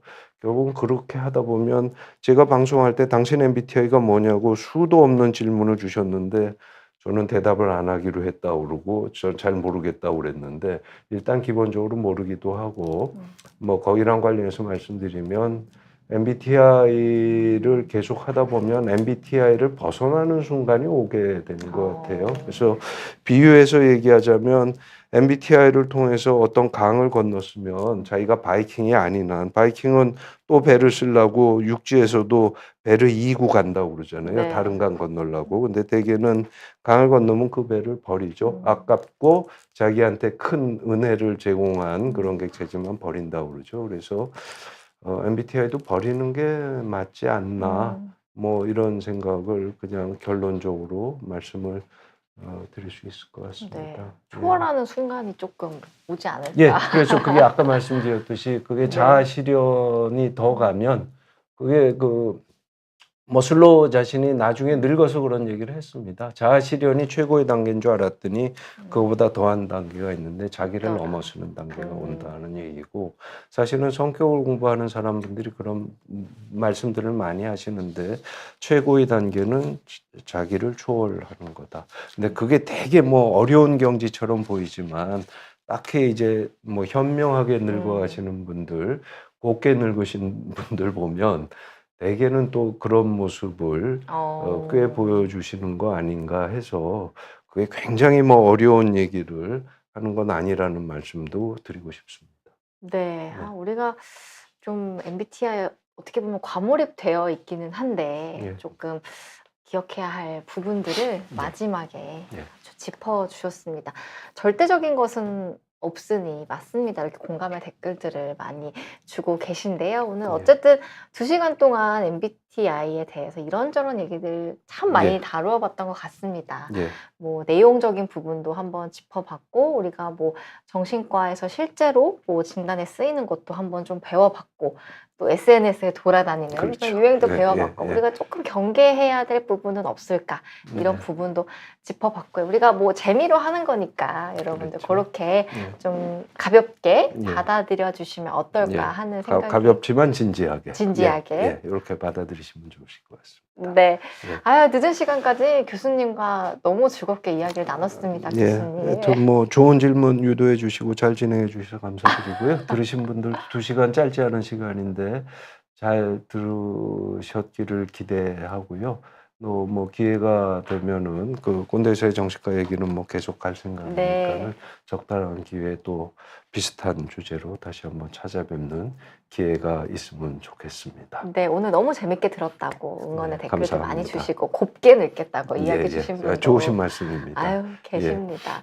오늘 늦은 시간까지 이렇게 함께 해주신 여러분들께도 너무너무 감사하다는 말씀을 드리면서 오늘 인터뷰쇼도 이렇게 마무리해 보겠습니다. 여러분 너무 감사합니다. 감사합니다.